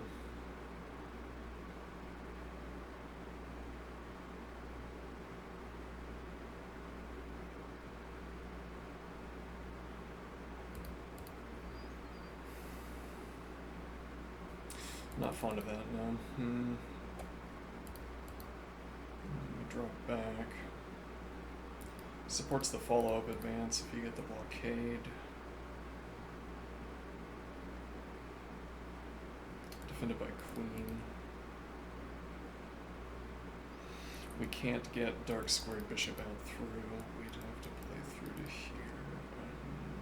That's not enough pressure either. It's also with tempo against the knight, we could draw back again, but now this supports the advance, so here we... Oh, wait, no, you can't play that, right? Hold on. Miscounted points, you can't play this knight in. Huh. And what does that tell me? It might tell me that you can't play knight back like this, but we're not winning this pawn yet. And we don't have bishop in. It would have to be bishop d2 castles, play f3 and have bishop drop back to e1.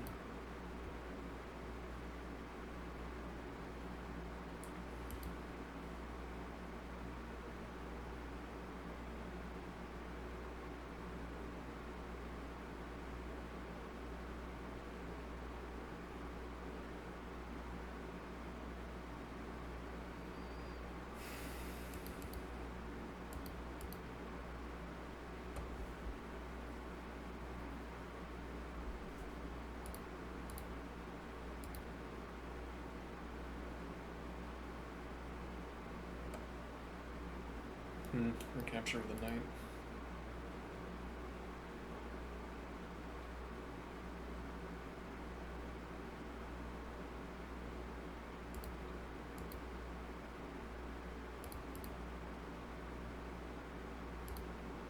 Or here.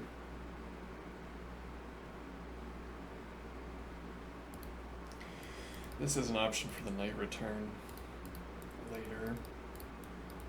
Well,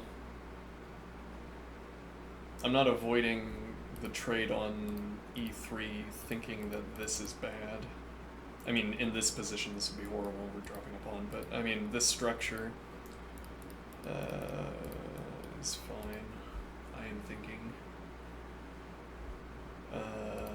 So we're not dodging knight e3 for that reason.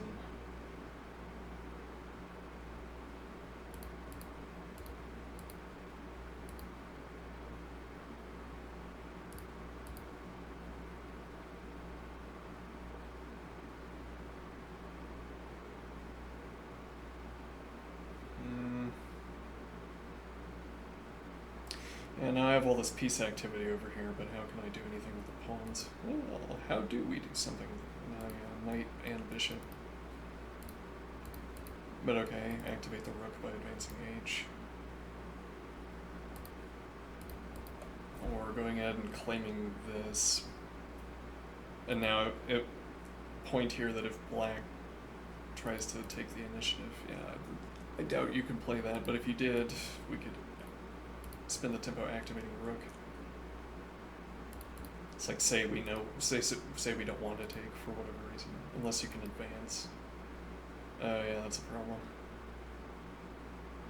Maybe not. If I play rook over, advance, bishop drops back. This is with check. Rather takes, bishop drops back, but this is also with check. Yeah, but now your queen is stuck. I could also take with the queen.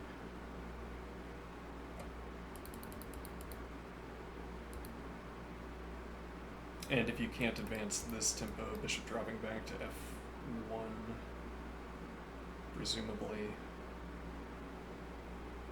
If you take in this direction, now we take with the bishop with this skewer.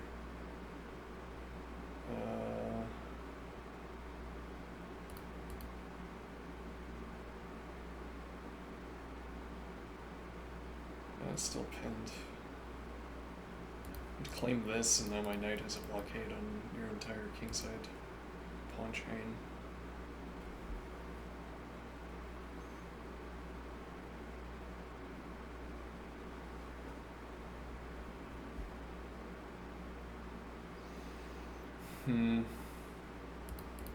This immediately.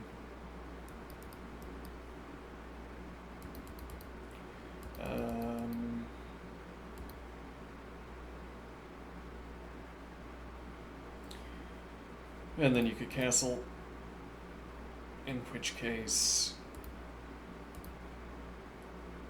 now the onus is on me to make a, yeah, but though I have this free move, it commits my rook, but I'm probably looking at, actually knight dropping back to f3 is also going to defend this.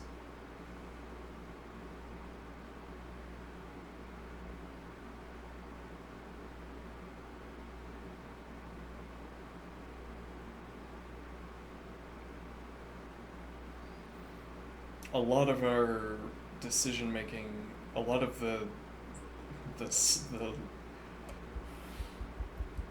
lot of the branch decision making was about, a lot of the branch pruning was due to avoiding making any activity happen on e3 or f2. We had to dodge this square. Well, yeah, we had to dodge all three of these squares, which were good squares for my piece development earlier. Though, we've been left with this position, which seems pretty good. Are we threatening to advance, actually? Yes.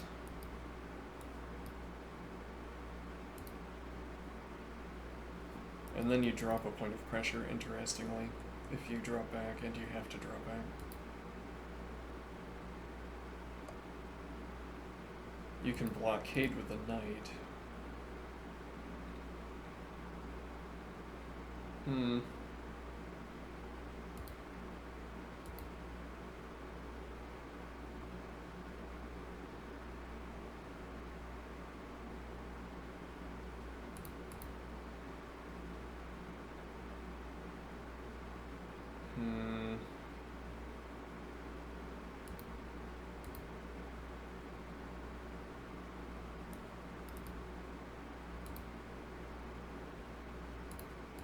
Yeah. And for that matter, allowing the trade to begin with. Yeah, but now this knight doesn't have anywhere to go. It has to allow a trade.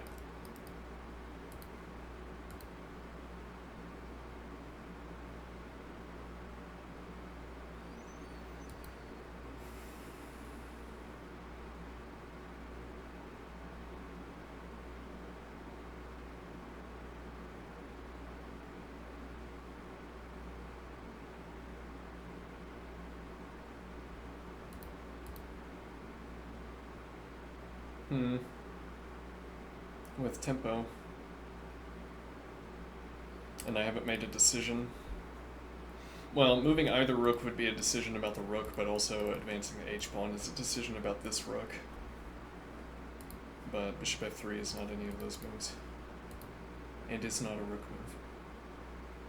There's a lot of ands.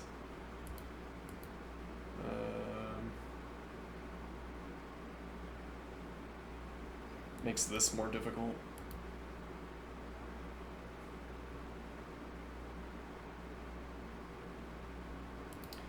This challenge, but also this challenge. Here, at last, we might claim that there's such a thing as a bishop pair that we care about, and then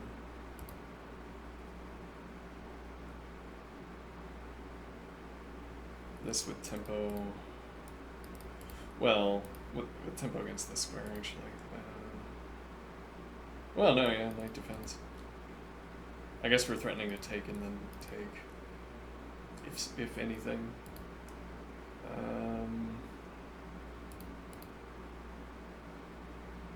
Yeah, and we're not really looking to trade again.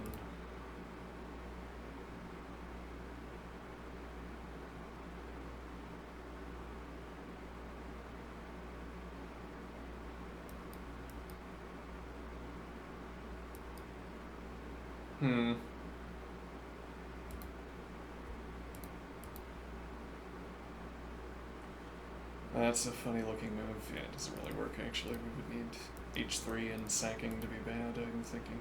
The idea is to, if you kick the knight now, this just doesn't really work. We need knight here.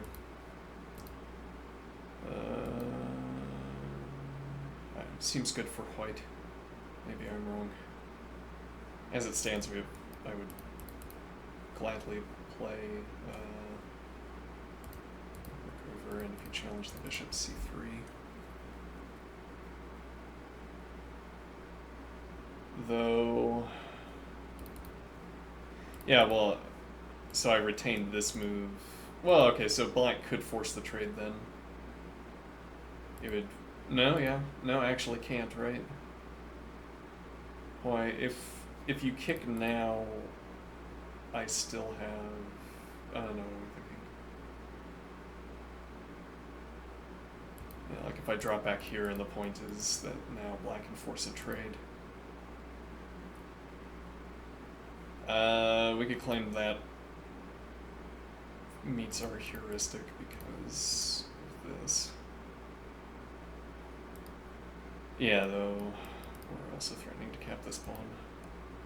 If nothing else, there might be, here to pick up the bishop.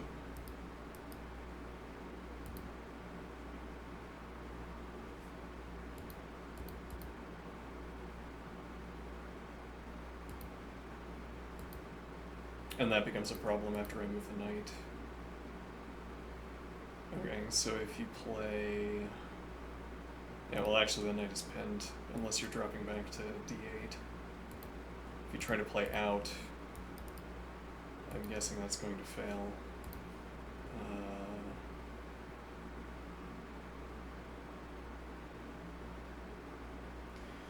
Defend with rook, and suppose you don't need this diagonal or the queen support, which is plausible because I'm denying all the trades. Though actually now I might, who knows, but the calculation might tell me bishop e3 and now takes and we fix our structure. Since you don't have the queen recapture, the tension doesn't sit. You'd have to take or play through. Yeah, though, that's a lot of pressure to place on the fact that the queen is blocked by a rook that has free moves on the same rank. Let's see.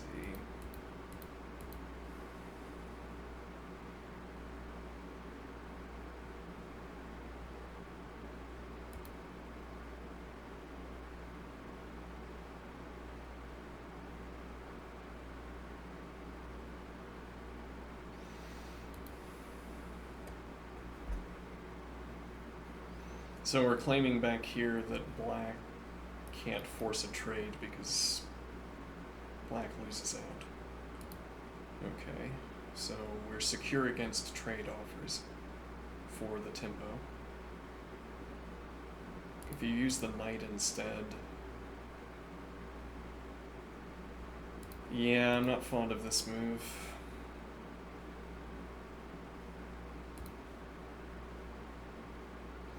Again, conveniently we're the ones stepping down our expectations for the position, by which I mean to say that we could allow the trade here and claim that taking is no good.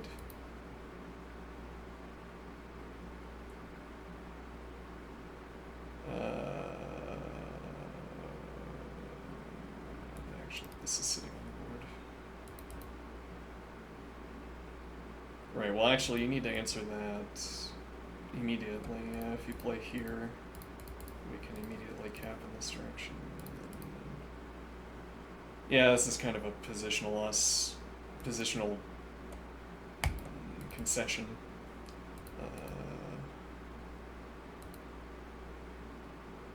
Yeah, actually you have to invite my queen away before this is on pre. If you spend this tempo taking...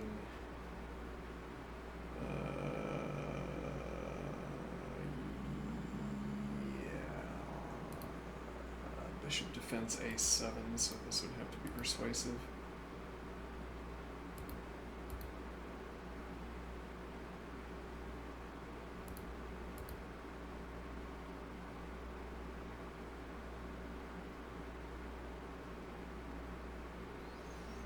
That doesn't seem so persuasive.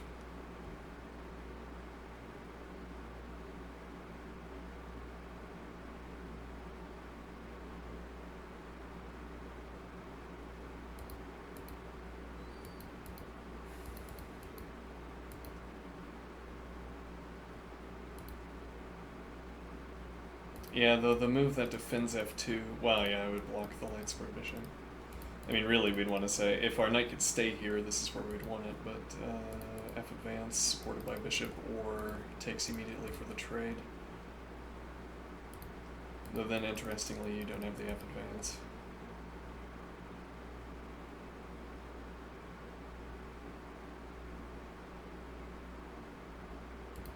If black spends a tempo making this game about the queenside pawns, we have king b1 to cover a2, and then we have bishop c1 to cover. And then we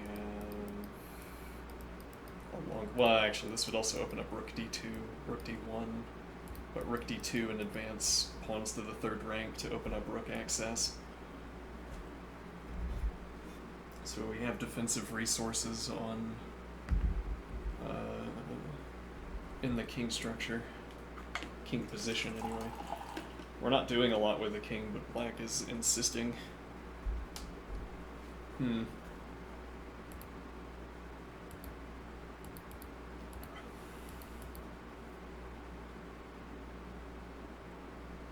Well, we give up. It's a takeaway observation here is that we're effectively giving up f2 if we give up this pawn, unless... Well, we could try to stack pieces there.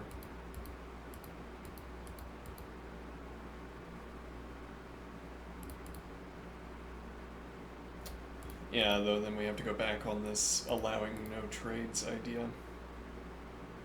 I mean, I'd say I would go for this position every time as merely a game to play. It seems like advantage white. We have castle. So by the time that black has developed castle's kingside, we've developed castle's queenside, castle's kingside, and king f2. King d1 may be playable. King d2 playable. I mean, maybe the idea would be king d2, get the king out of the way of the kingside activity. This is covered. How do you pressure this? You don't get to take advantage of the pin. You'd be looking for a c advance. Yeah, and I don't want to take. Though you're inviting me to play c3 here. which opens up this diagonal for the light squared bishop.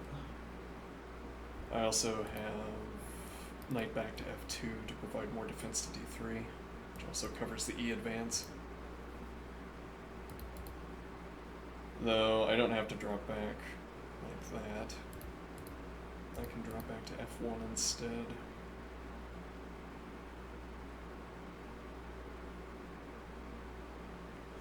Maybe we're going for... Yeah, it seems a bit off to open this up for the queen and then plant the king on the second rank.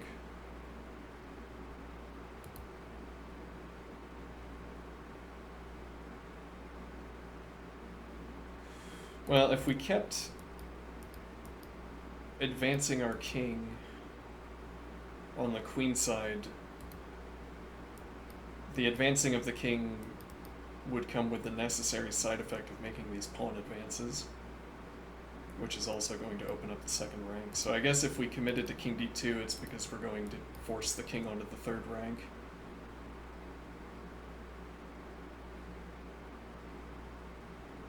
Light squared bishop, the backward pawn that we have for this structure is... Yeah, this is actually all we would... Well, even... Technically, we only would need this to have at least queen c2 to get the king out of the way.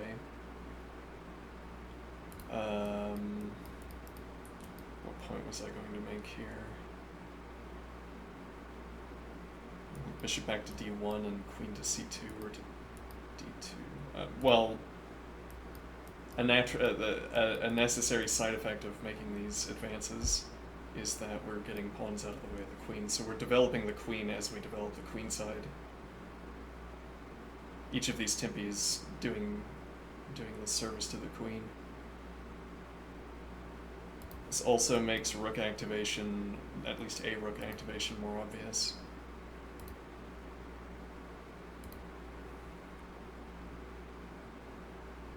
If we want this... Yeah, black could do this immediately. Though, I haven't committed my king yet either. An interesting point. Black could still move the queen for the first time, but if castles... Okay, now putting the question to me, do you want to develop the king in this fashion? There's a point of whether I need the... Oh, no, yeah, we have to take. Never mind. That's how the bishop's getting out. We've allowed a peace trade. Sort of slipped my mind. Oh, well, whatever. Okay. I castle.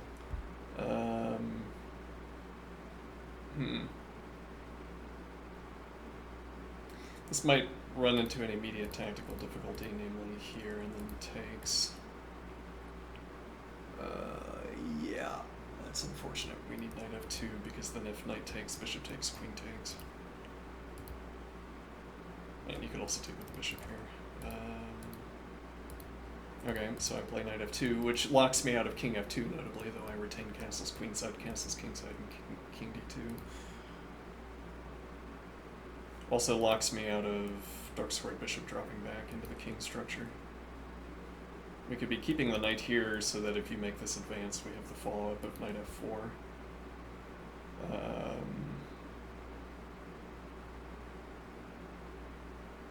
Yeah, I mean also castles kingside, king h1 and knight g1.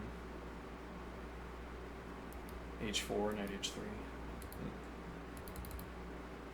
e.g.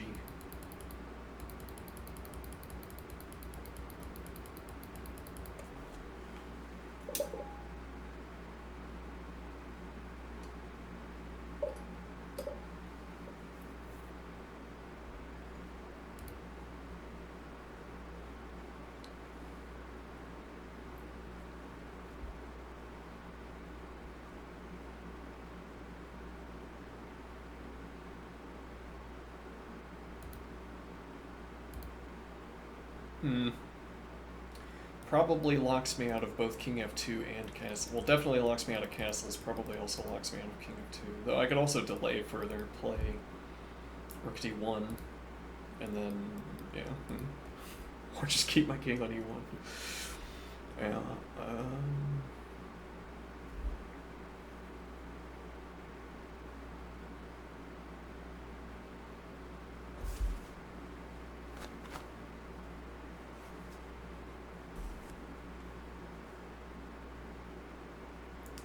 I did knight back to g1. Though, yeah, it's putting a lot of defense on light squares. Here's an interesting, broad analytical question. Is there any significance to a claim like knight dropping back, covering e2, f3? We're providing a light squared support, and black is targeting a light square in the vicinity. Well, I guess the baseline answer is always there's the bare syntax observations. There are the bare syntax observations, which is to say that if I drop the knight back and black advances, I have support for the pawn, so I have an additional option in the case that black takes. Or additional syntax if I counter advance instead, black's pawn denies the square from my knight. Okay. The question is, can you make positional observations denuded of syntax? Is there any significance to this observation that I'm covering light squares in the vicinity? Yeah, but it's again, there's a ready answer, which is the syntax. The significance of the claim that I'm covering light squares because black is pressuring a light square, so I am defending light squares. And actually, so that raises the point that if it were a knight instead,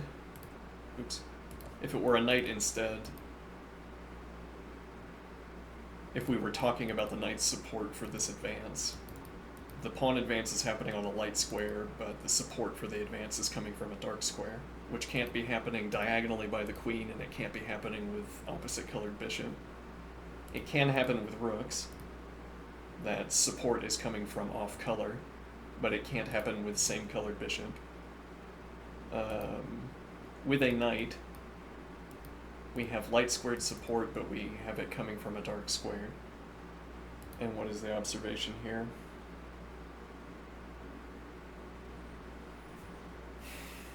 When I say I'm covering light squares, well, and so if the knight were instead dropped back and I had control over this dark square, I would be saying I'm supporting a dark square to prevent this light squared activity. Whereas if I drop my knight back to g1, I'm saying I'm covering these light squares to counteract this light square activity. There, the force of our grammar, as it were, the force of our accounting, is coming from the overlap of light squares and light squares. I'm saying I am covering these light squares. This activity is on a light square. Hence, reasonably enough, this knight move is in defense, or is aimed at blunting this advance. But the only bridge there is the overlap of the words light squares. And also the syntactical question of how do these two squares, what role do these two squares play? What moves are available to a knight? How does a knight on g1 become relevant in this particular board state, the bare syntax, as opposed to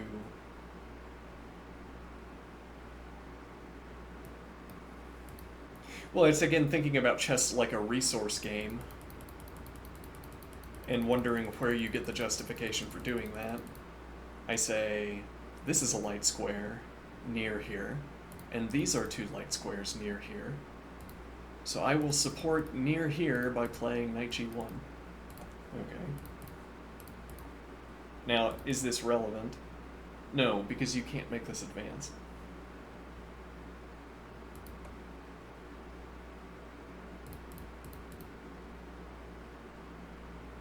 I will play king f2 and you will resign.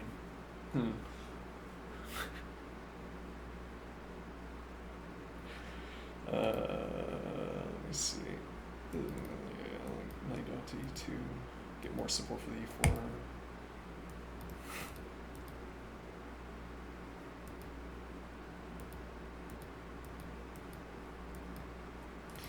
Something like this.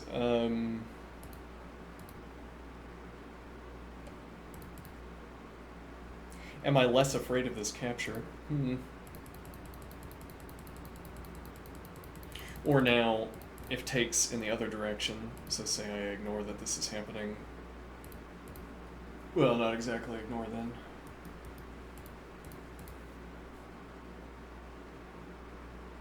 Well, and now I have a knight support. So again, this phrase that we're treating chess like a resource game.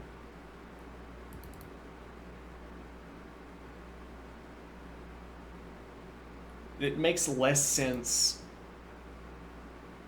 if for instance, black plays a6, and I say, black has increased control over the light squares, so I will increase control over the light squares.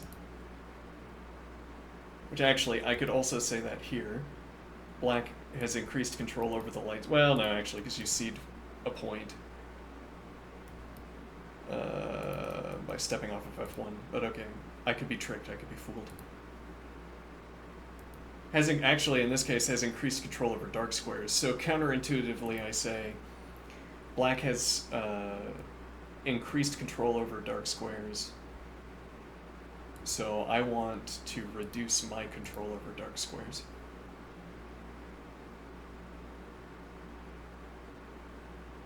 Or again, black plays a6. I say, black has increased control over light squares, so I will increase control over light squares.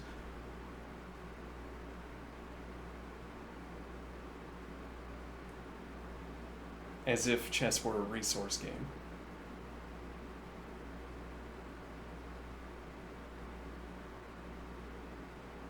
In this case, how this becomes relevant, I am imagining, is that knight support over f3 makes this advance easier.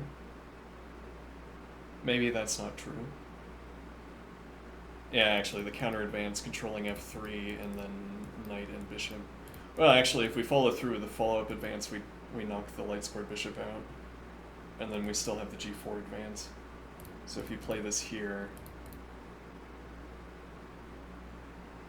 and now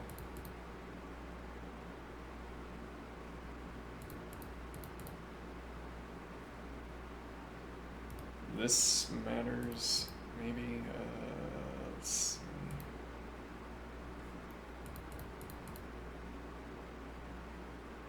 Yeah, because we don't have rook f3. This is with tempo against the bishop as well, so we'd have to... No, wait, that doesn't work. Yeah, that doesn't work. Yeah, looks like we can't make the advance. Though you have to have the rook support for that to work. Interesting. I'm less fond of this than in earlier positions. Castle's queenside, or again stay on, and now we have rook support. Knight's coming to f3 with bishop support, or bishop is going to f3 with knight support. But that isn't because everything was on light squares, it's because these light squares in question are contiguous. Because has any meaning here.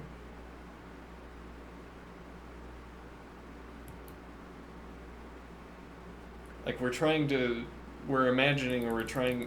establish what it would mean for there to be an explanatory connection between a6 granting a point of pressure to b5 and choosing g1 for the knight to grant a point of pressure to e2 and f3. As opposed to the case where this is happening.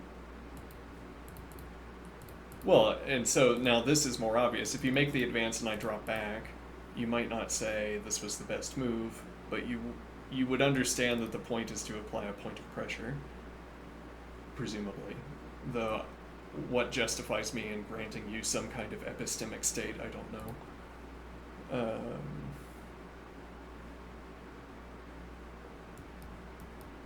Knight. There are possible moves that involve a knight move now that I did not have access to when the knight was on h3. Lines involving the knight and capturing. And in our newly developed way of speaking, we're saying this is the relevant light square. Well, and before, this was the relevant light square. But now after the advance, this is the relevant light square, and the knight can target it.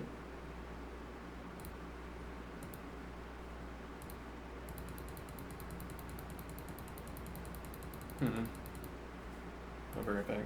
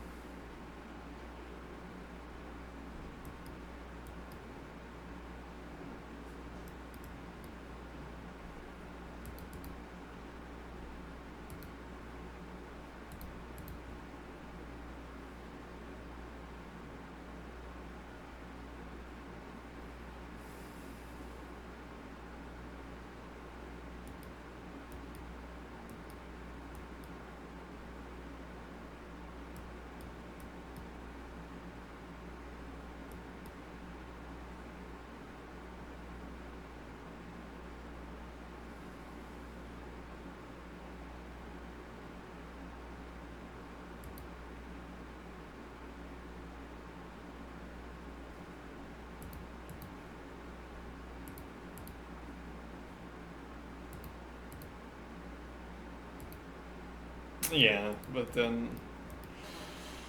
Well, yeah, we can close the file. But then we're committing our bishops to closing the file.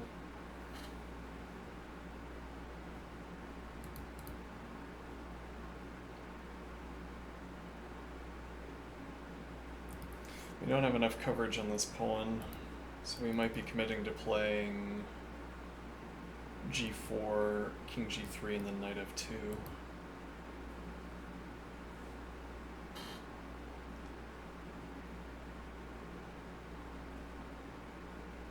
Yeah, we can't, there's nothing we can do that dissuades, so if we play knight f2 instead to cover the pawn adequately. Well, actually, yeah, we could play bishop into f3.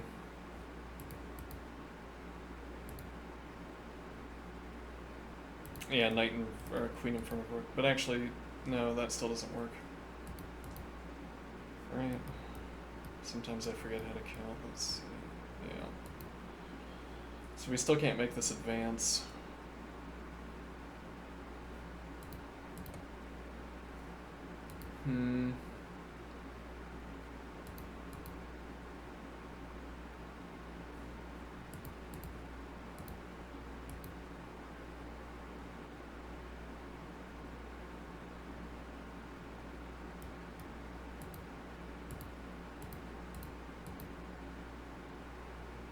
Yeah, though that's not where we want the dark square bishop.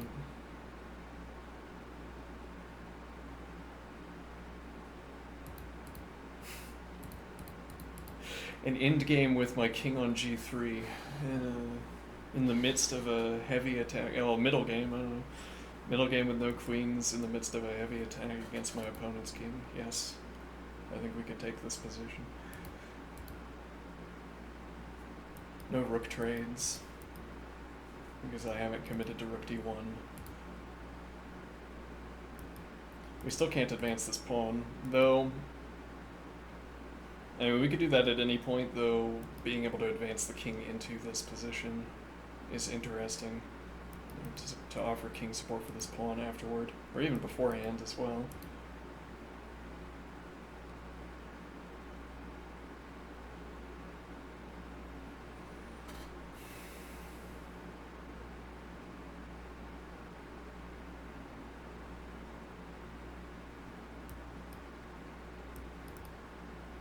Black can't abandon all of the pressure against this, but it's 3 pieces at the moment, so Black would have to embark on a project to get all of the pieces off of this pawn.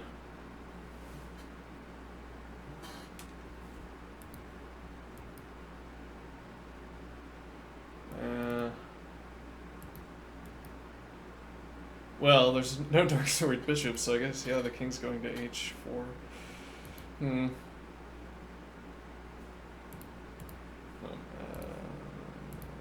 Here, though, actually, we have... Yeah, knight defense.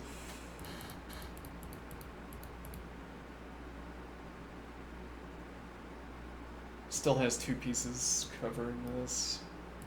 And we can only get... Well, yeah, we'd have to play a3 or... Yeah, it couldn't be c3 because we don't have bishop d3 in that case.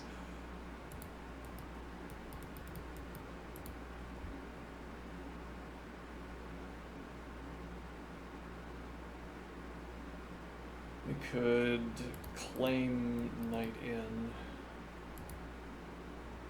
offer the trade, but...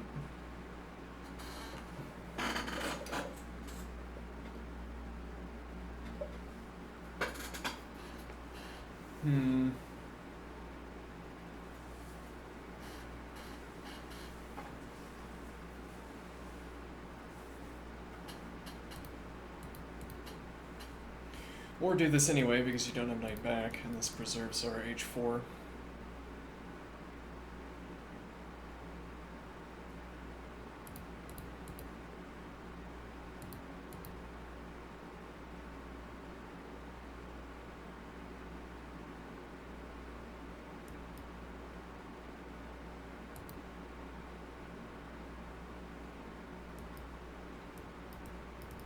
Use this instead. Though, yeah, we can't... If we wanted that... Yeah, we'd forego this advance, I think, and play this immediately, deny this, and then we have drop back. Because if you play the knight move... If you do this immediately and we drop back, now rook over, and we don't have... Well, whether we don't have this isn't so clear, actually.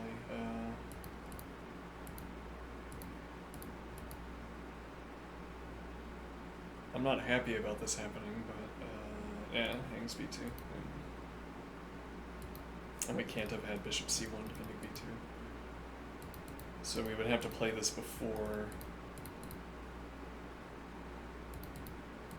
Well, and we aren't required to play here. Actually, c3 also answers this pressure against b2. It's the start of a development structure on the queen side. Maybe not one that I want to develop. It's proving difficult to make this f advance happen. That it doesn't slow down our king, though, interestingly.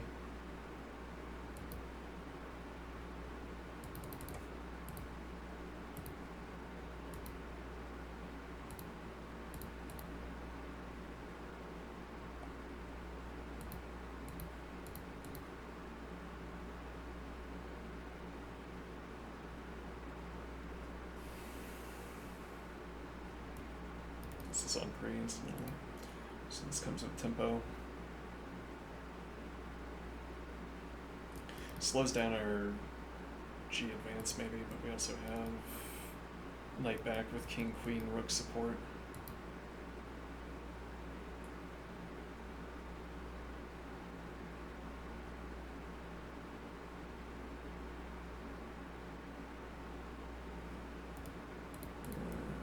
Something like this, though.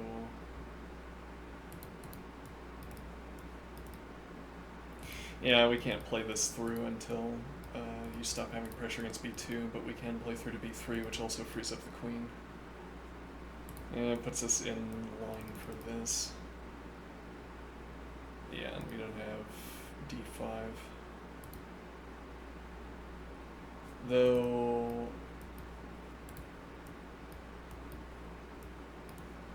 This... The fact, yeah, knight in and then playing bishop b3 or bishop b3. Well, bishop b3, knight a5 immediately. The knight, maybe we could claim that bishop b3, knight a5, bishop c2 is preferable for white to the original position, and therefore should be claimed. Seems reasonable, gets back out of the way of the rook.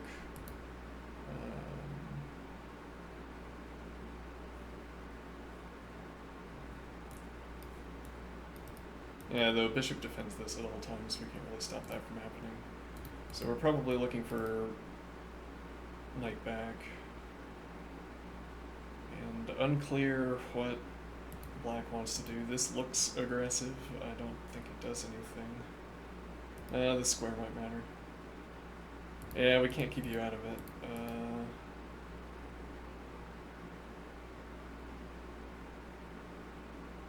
Yeah.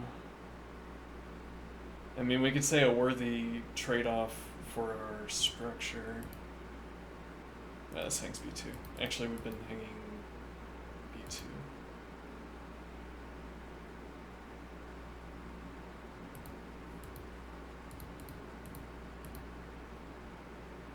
Unless this is tactically mistaken. This is also on pre, though.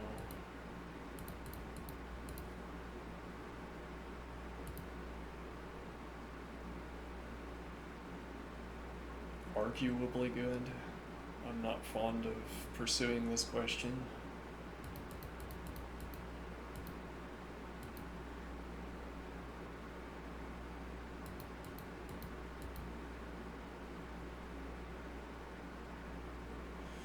We play knight in instead, which also keeps h advance open.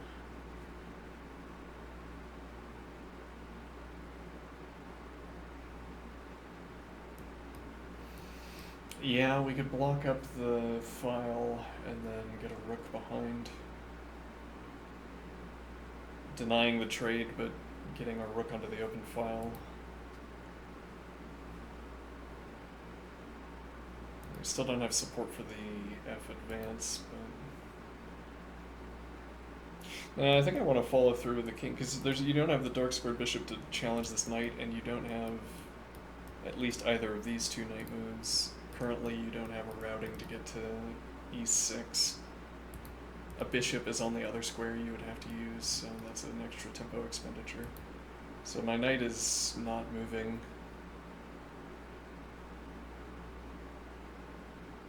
I think.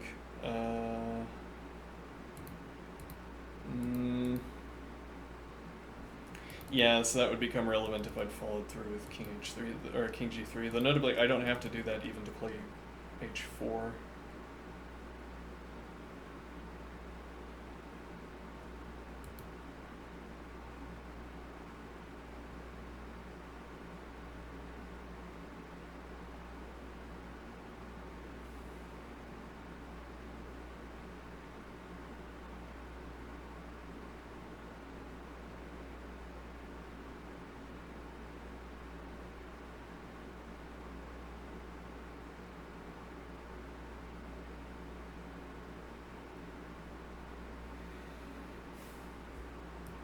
Work e1.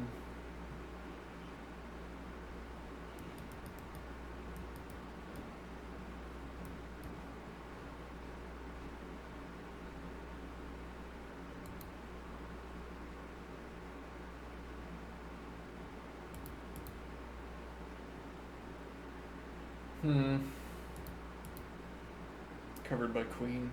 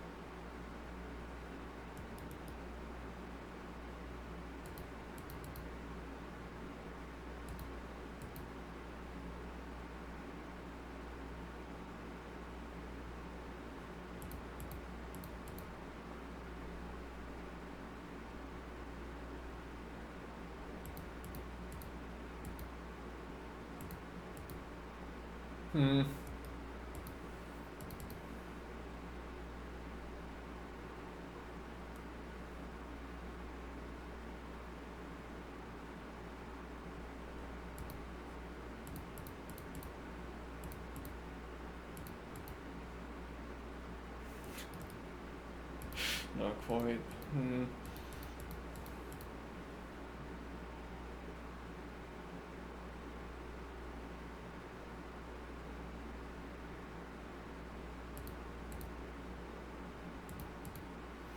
No, I doubt that.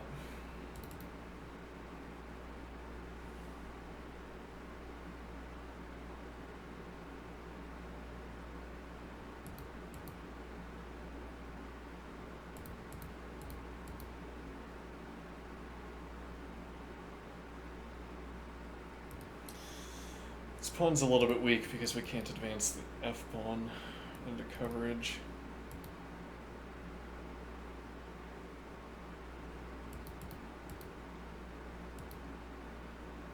If black commits to this tempo, black isn't... Black would have to spend the next tempo playing through to h5. Of getting rook to e1.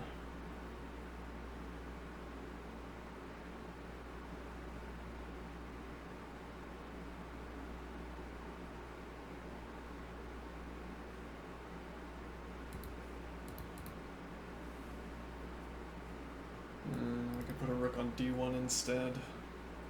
Drop the knight back to e2.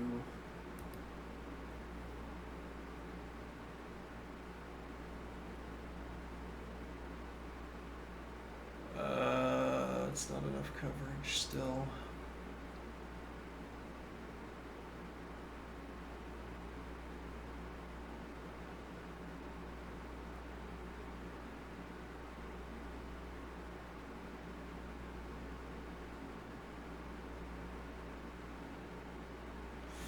Well, actually, the F advance is currently arriving with tempo.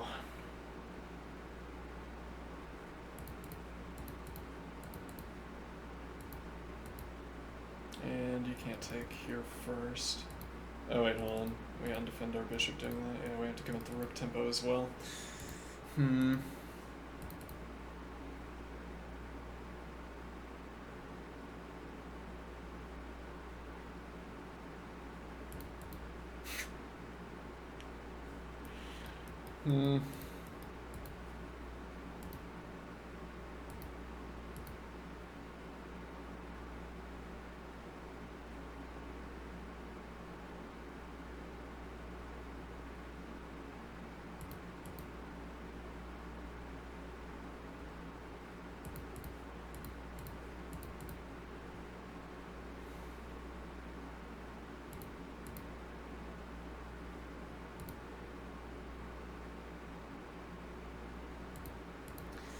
I guess you're dropping back to h3 and you have to use this pressure against the knight, commit this.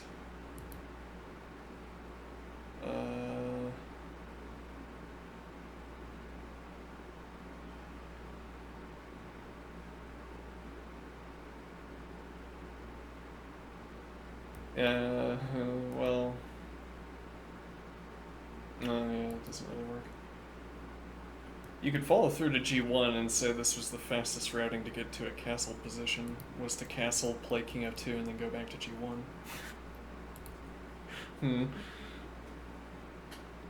Well, because then we've prepared king h2, interestingly.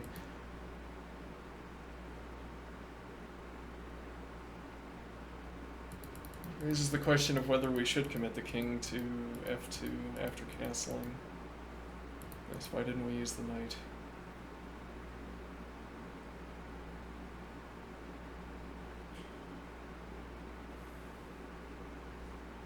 In either case, no. Well, yeah, we can reblock the file, so queen has to give up file and we can block. But here, yeah, like here to deny and not wanting to play a3, or preferring to play c3 if we're going to block or deny squares to the knight.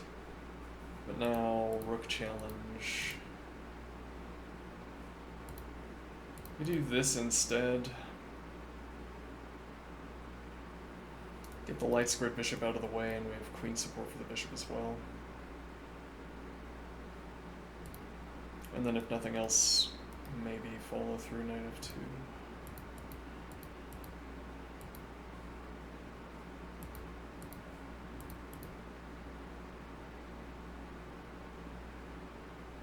Yeah, we still can't do this now.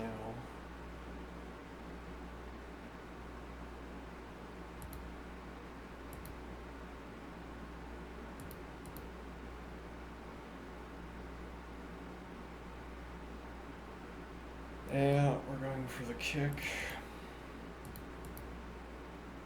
No coverage on this square, I don't like that.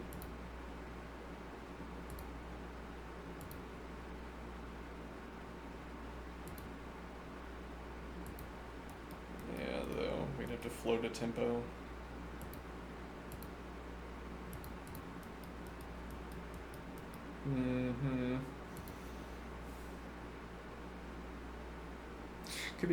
Could be queen going to g3 instead.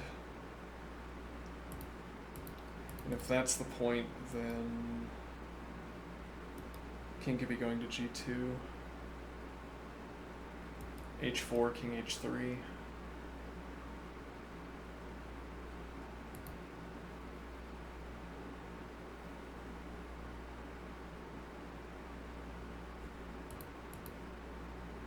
Yeah, though a bit awkward to put the two heavy pieces on a file and then block it with a knight, but maybe not. But yeah, I don't think we're going to lose adequate coverage of this pawn.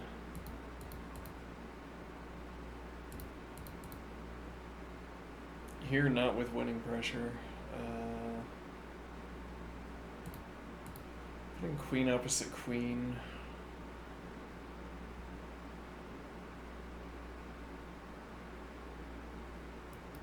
Dark squared bishop in her position, you'd have to have a good discovery. A really good discovery. Let's see. Well, yeah, no, but we can take for the queen to dodge the queen trade. This sacrifice. But that's, yeah, that's just an outright.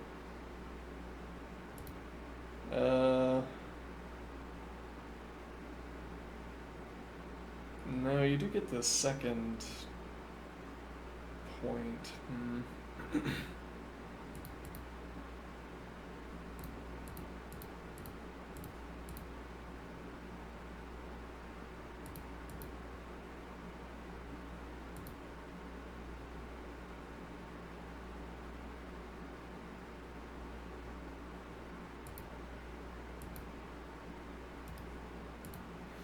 I don't know, something like this. So queen's going to g3 instead. Spends the tempo.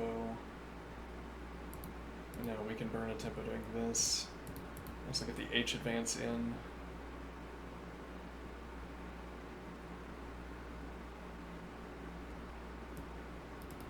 I could go back to h3 with now behind the pawn.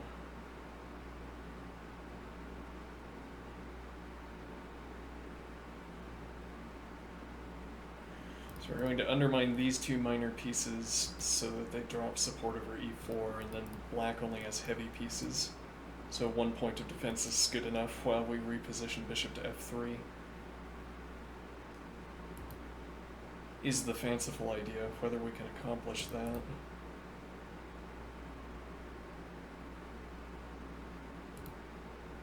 Yeah, well, we can't force you to give up light squared support.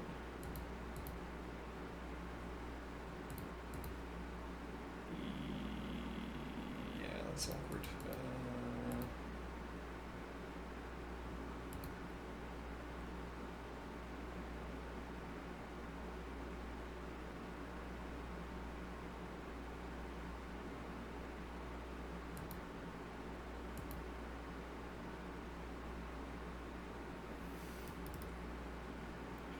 King defends an over-defended square. Not a bad deal. We could go back.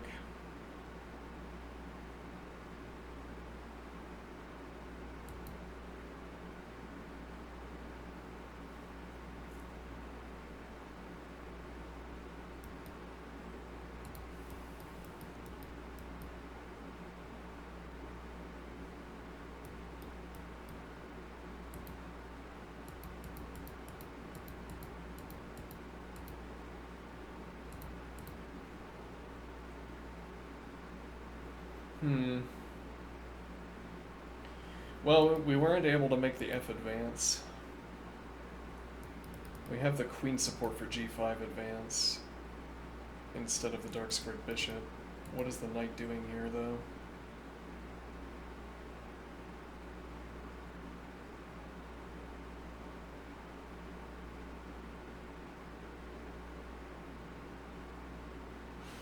Well, you know, threatening to take the light squared bishop up to the point where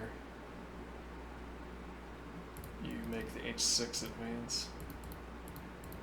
Well, yeah, it would have to be h6 because f is covered. Or blocked, rather. No, we still can't advance. Yeah.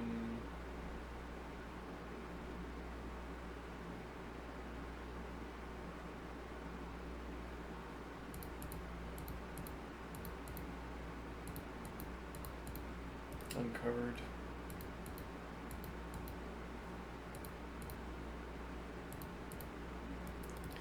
Yeah, I don't have recover.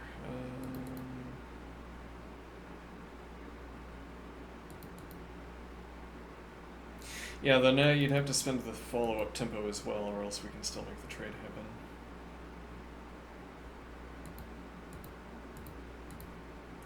There's also this idea.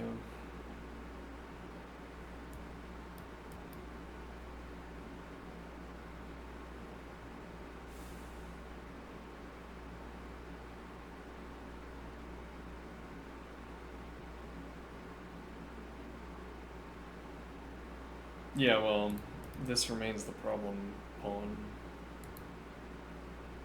notably. We would also have to give up d3 for a tempo before we could reclaim it with bishop through to c2, so c3, bishop d1, bishop c2 has a problem. Queen back to f1. Keep the square for the queen and have the rook. The other rook has a through e.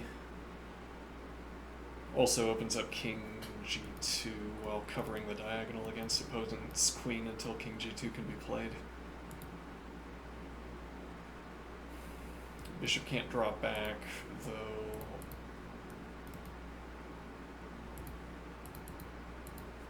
And we don't have to take. Though playing rook f2 and then you drop back seems undesirable. Actually, yeah. Get the knight out of there. Covers this square, which is repeatedly annoying. Covered by bishop, so if you launch b, we can play c, dropping pawn support. We can get a rook behind the knight, or we can follow through, or we can play queen f1, which provides an additional point of support to the knight. Supports the advance directly. It remains the case, though, that this pawn cannot be adequately defended. So the h and g advances have to be persuasive. Black will have to commit... These advances will have to force black to commit material that otherwise looks at e4.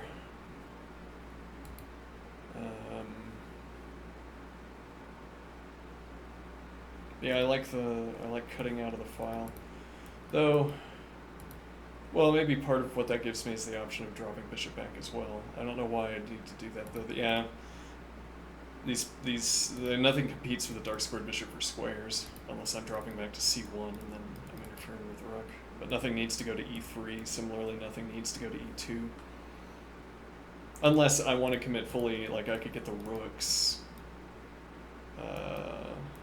Actually, that would be a relatively easy operation. I could get both rooks on the e file to support the f advance.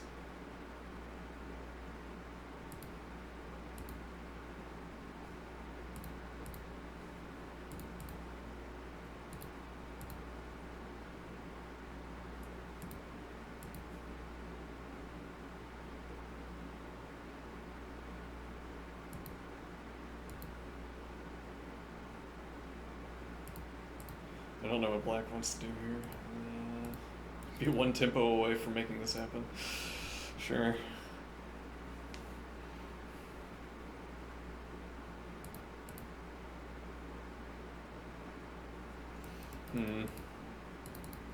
Though the alternative... Well, actually the alternative... Keep eyes on this diagonal. Now... yeah.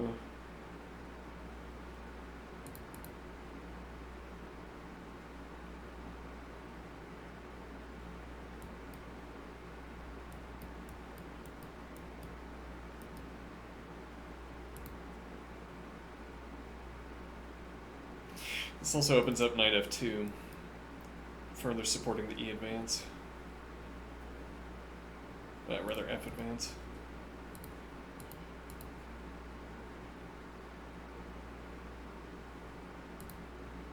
Barring that, if we follow through here, yeah, but why do we have the two heavy pieces on f if we can't advance it? Well, yeah, we're trusting this. But then why commit the rook, I guess, is the follow-up point, because we could use the back rank for the queen as well. Actually, a funny and sudden shift would be... Funny, well, I don't know.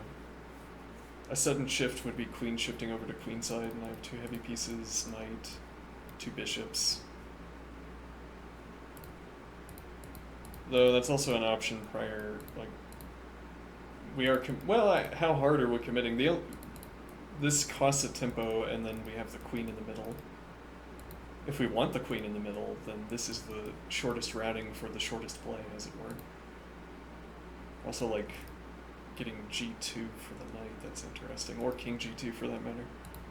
I still like knight d3. If you claim tempo against c2 here, bishop drops back. You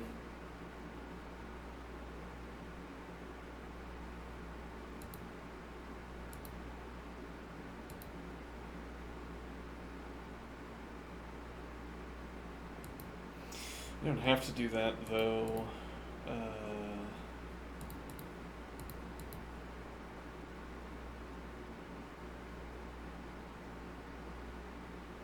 That's not threatened until I follow through the G advance. Yeah.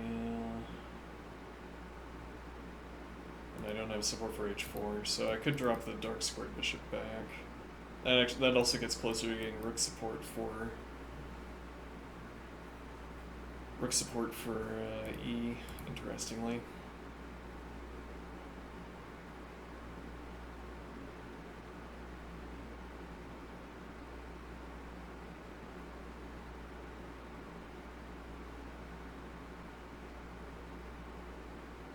Let me think here. Yeah, so bishop drops back. And now we see if black, oh no, you don't have that. Now we see if black was supposed to do something about this. So now, oh yeah, because you're about to be trapped, you don't have. So, you go for the full advance. I assume taking is. No, that might not be good.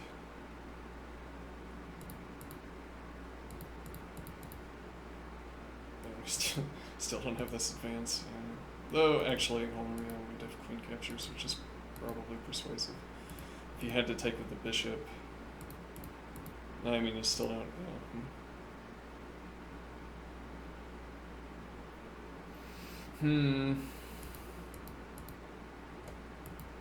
Suggesting the full advance. Well, your options are limited. You can block the rook, or you can drop back to h7.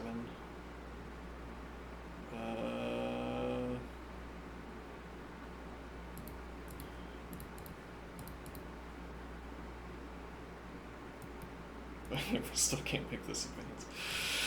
Yeah.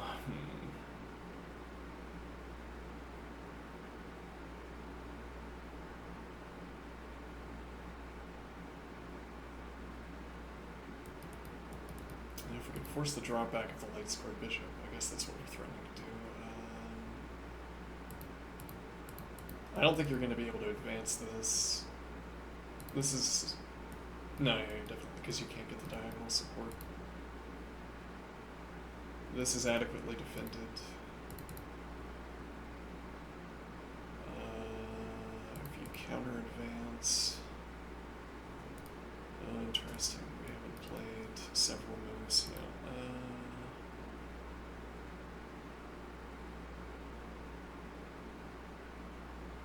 Yeah, it looks like this is failing. Oh, this is undefended. Tempo against the queen, takes with check.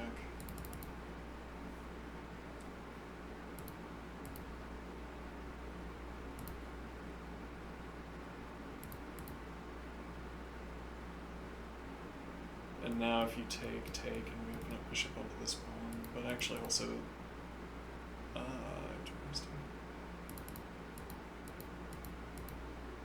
So black has to give up something earlier. What all this is arguing for is that the kingside structure, the kingside advances are working, which seems to be true.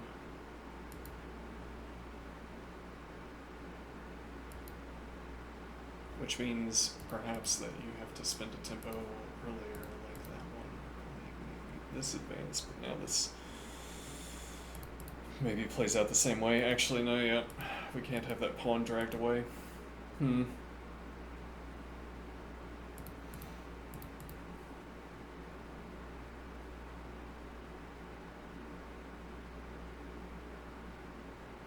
I don't know, is this good?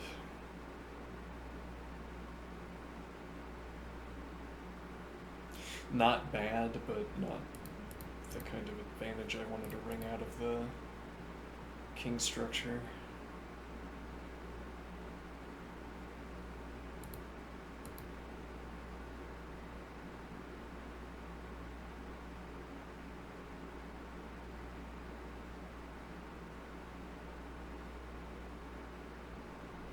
Yeah, but we'd want to play bishop d3, presumably. For that matter, we're now looking to play knight h3, which seems unsuitable at this point.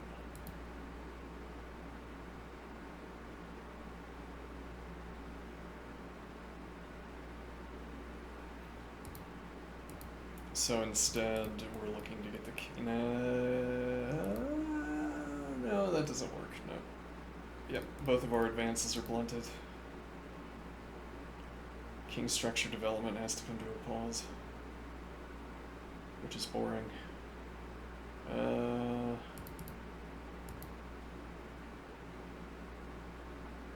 Yeah. And now the idea... Well, we wouldn't have to commit to that either.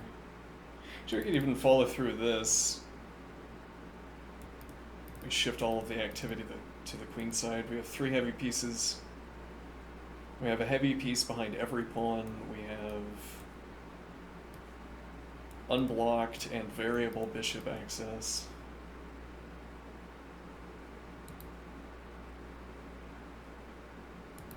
Queen f1 prior to playing queen b1 battery with light squared bishop battery with rook, though again finding a line where this battery with rook matters is difficult.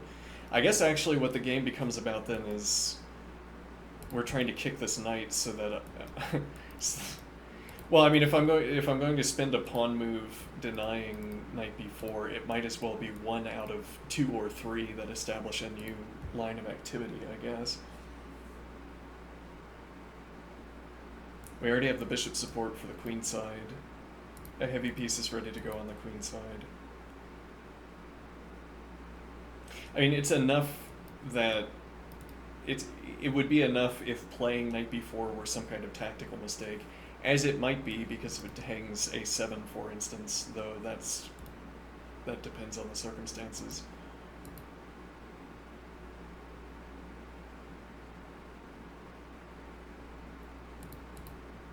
Well, so then I guess the idea, and we still have king f2 if nothing else as castling. King h2, knight h3, maybe. I don't really like the king h2 plays so much, but getting to h3 play, maybe.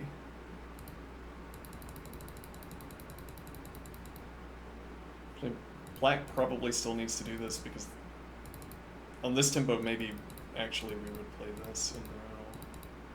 Because we have queen g3 instead. Yeah, but then we also can't advance the king any further anyway.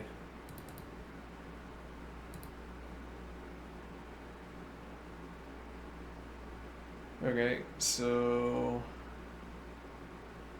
yeah, we want the, I think we want the pawn support for the minor piece. We might not have to have it. It might not be required, but I want it. So the pawn advances are going to be these two. So notably, if we wanted to move a rook over,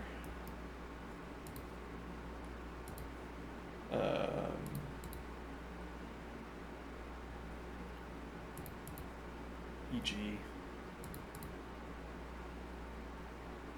and then, yeah, it's a little bit fanciful, but the point is now if here takes,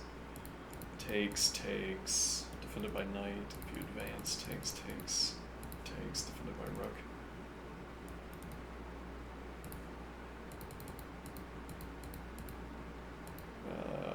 Only point here being that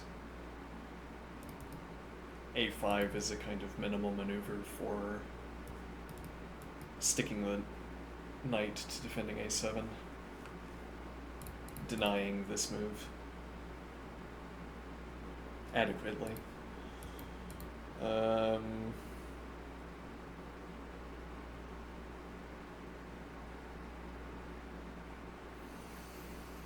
Alternatively,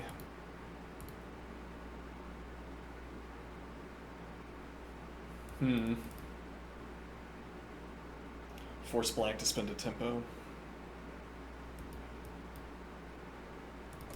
That doesn't work. Yeah. Well, if we could, well, no, actually, yeah, it's knight and queen support over b5, so rook on b1 isn't enough. We'd have to have dark squared bishop support as well. And the point is to deny b4 by advancing a defended pawn onto it.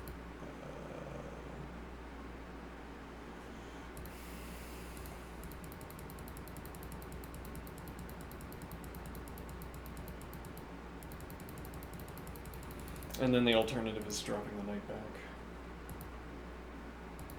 Then maybe dissuading this pawn advance, though you still might need to make it. It's probably not what move we want to give. It doesn't well represent the heuristic because you give up a point of pressure. Though you don't need it, notably, so. Here and now, if they advance... Yeah, but again, do we want to say this is bad? Because of how difficult this advance is to make. And we can't get any more support for this square at the moment.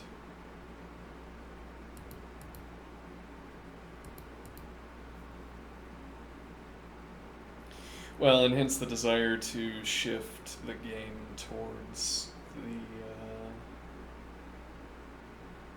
queen side.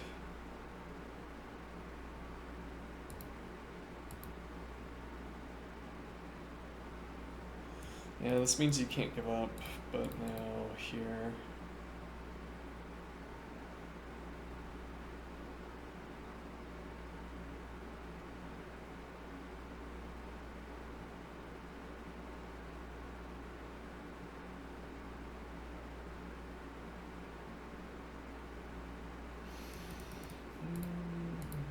A tempo spender as well is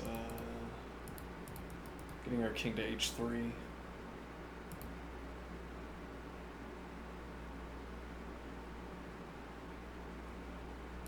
Though, well, if we play king f2, I'm afraid we're saying, well, actually, maybe the point is we're going rook back to h1.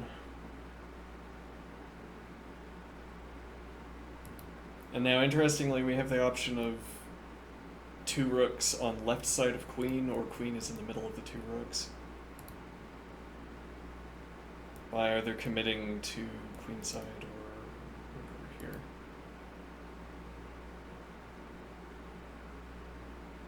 Queen has to pass through f1 more or less one way or the other, so...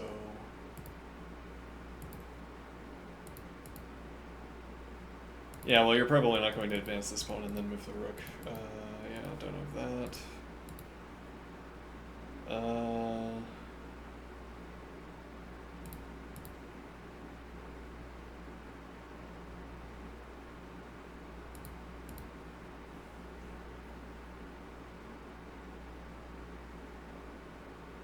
Yeah, well, we also have rook g1 and queen f1, which puts both rooks on the kingward side of the queen.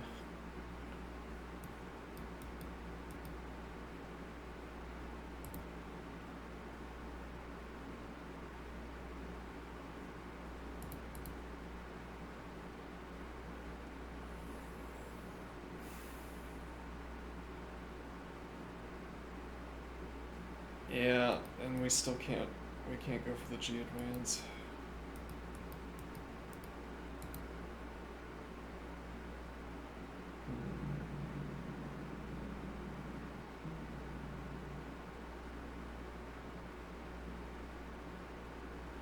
Now the heavy piece doesn't make sense on h1. It's too easy for black to shut down this activity with all the pieces over here.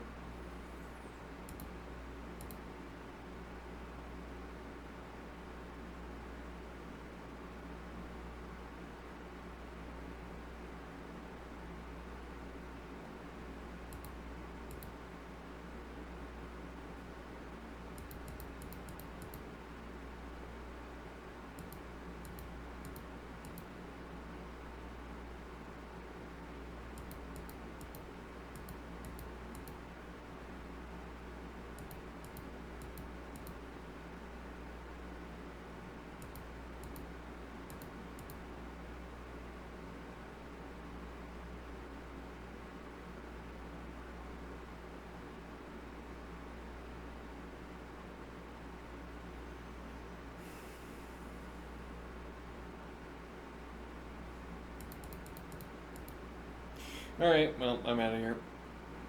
Have a good one.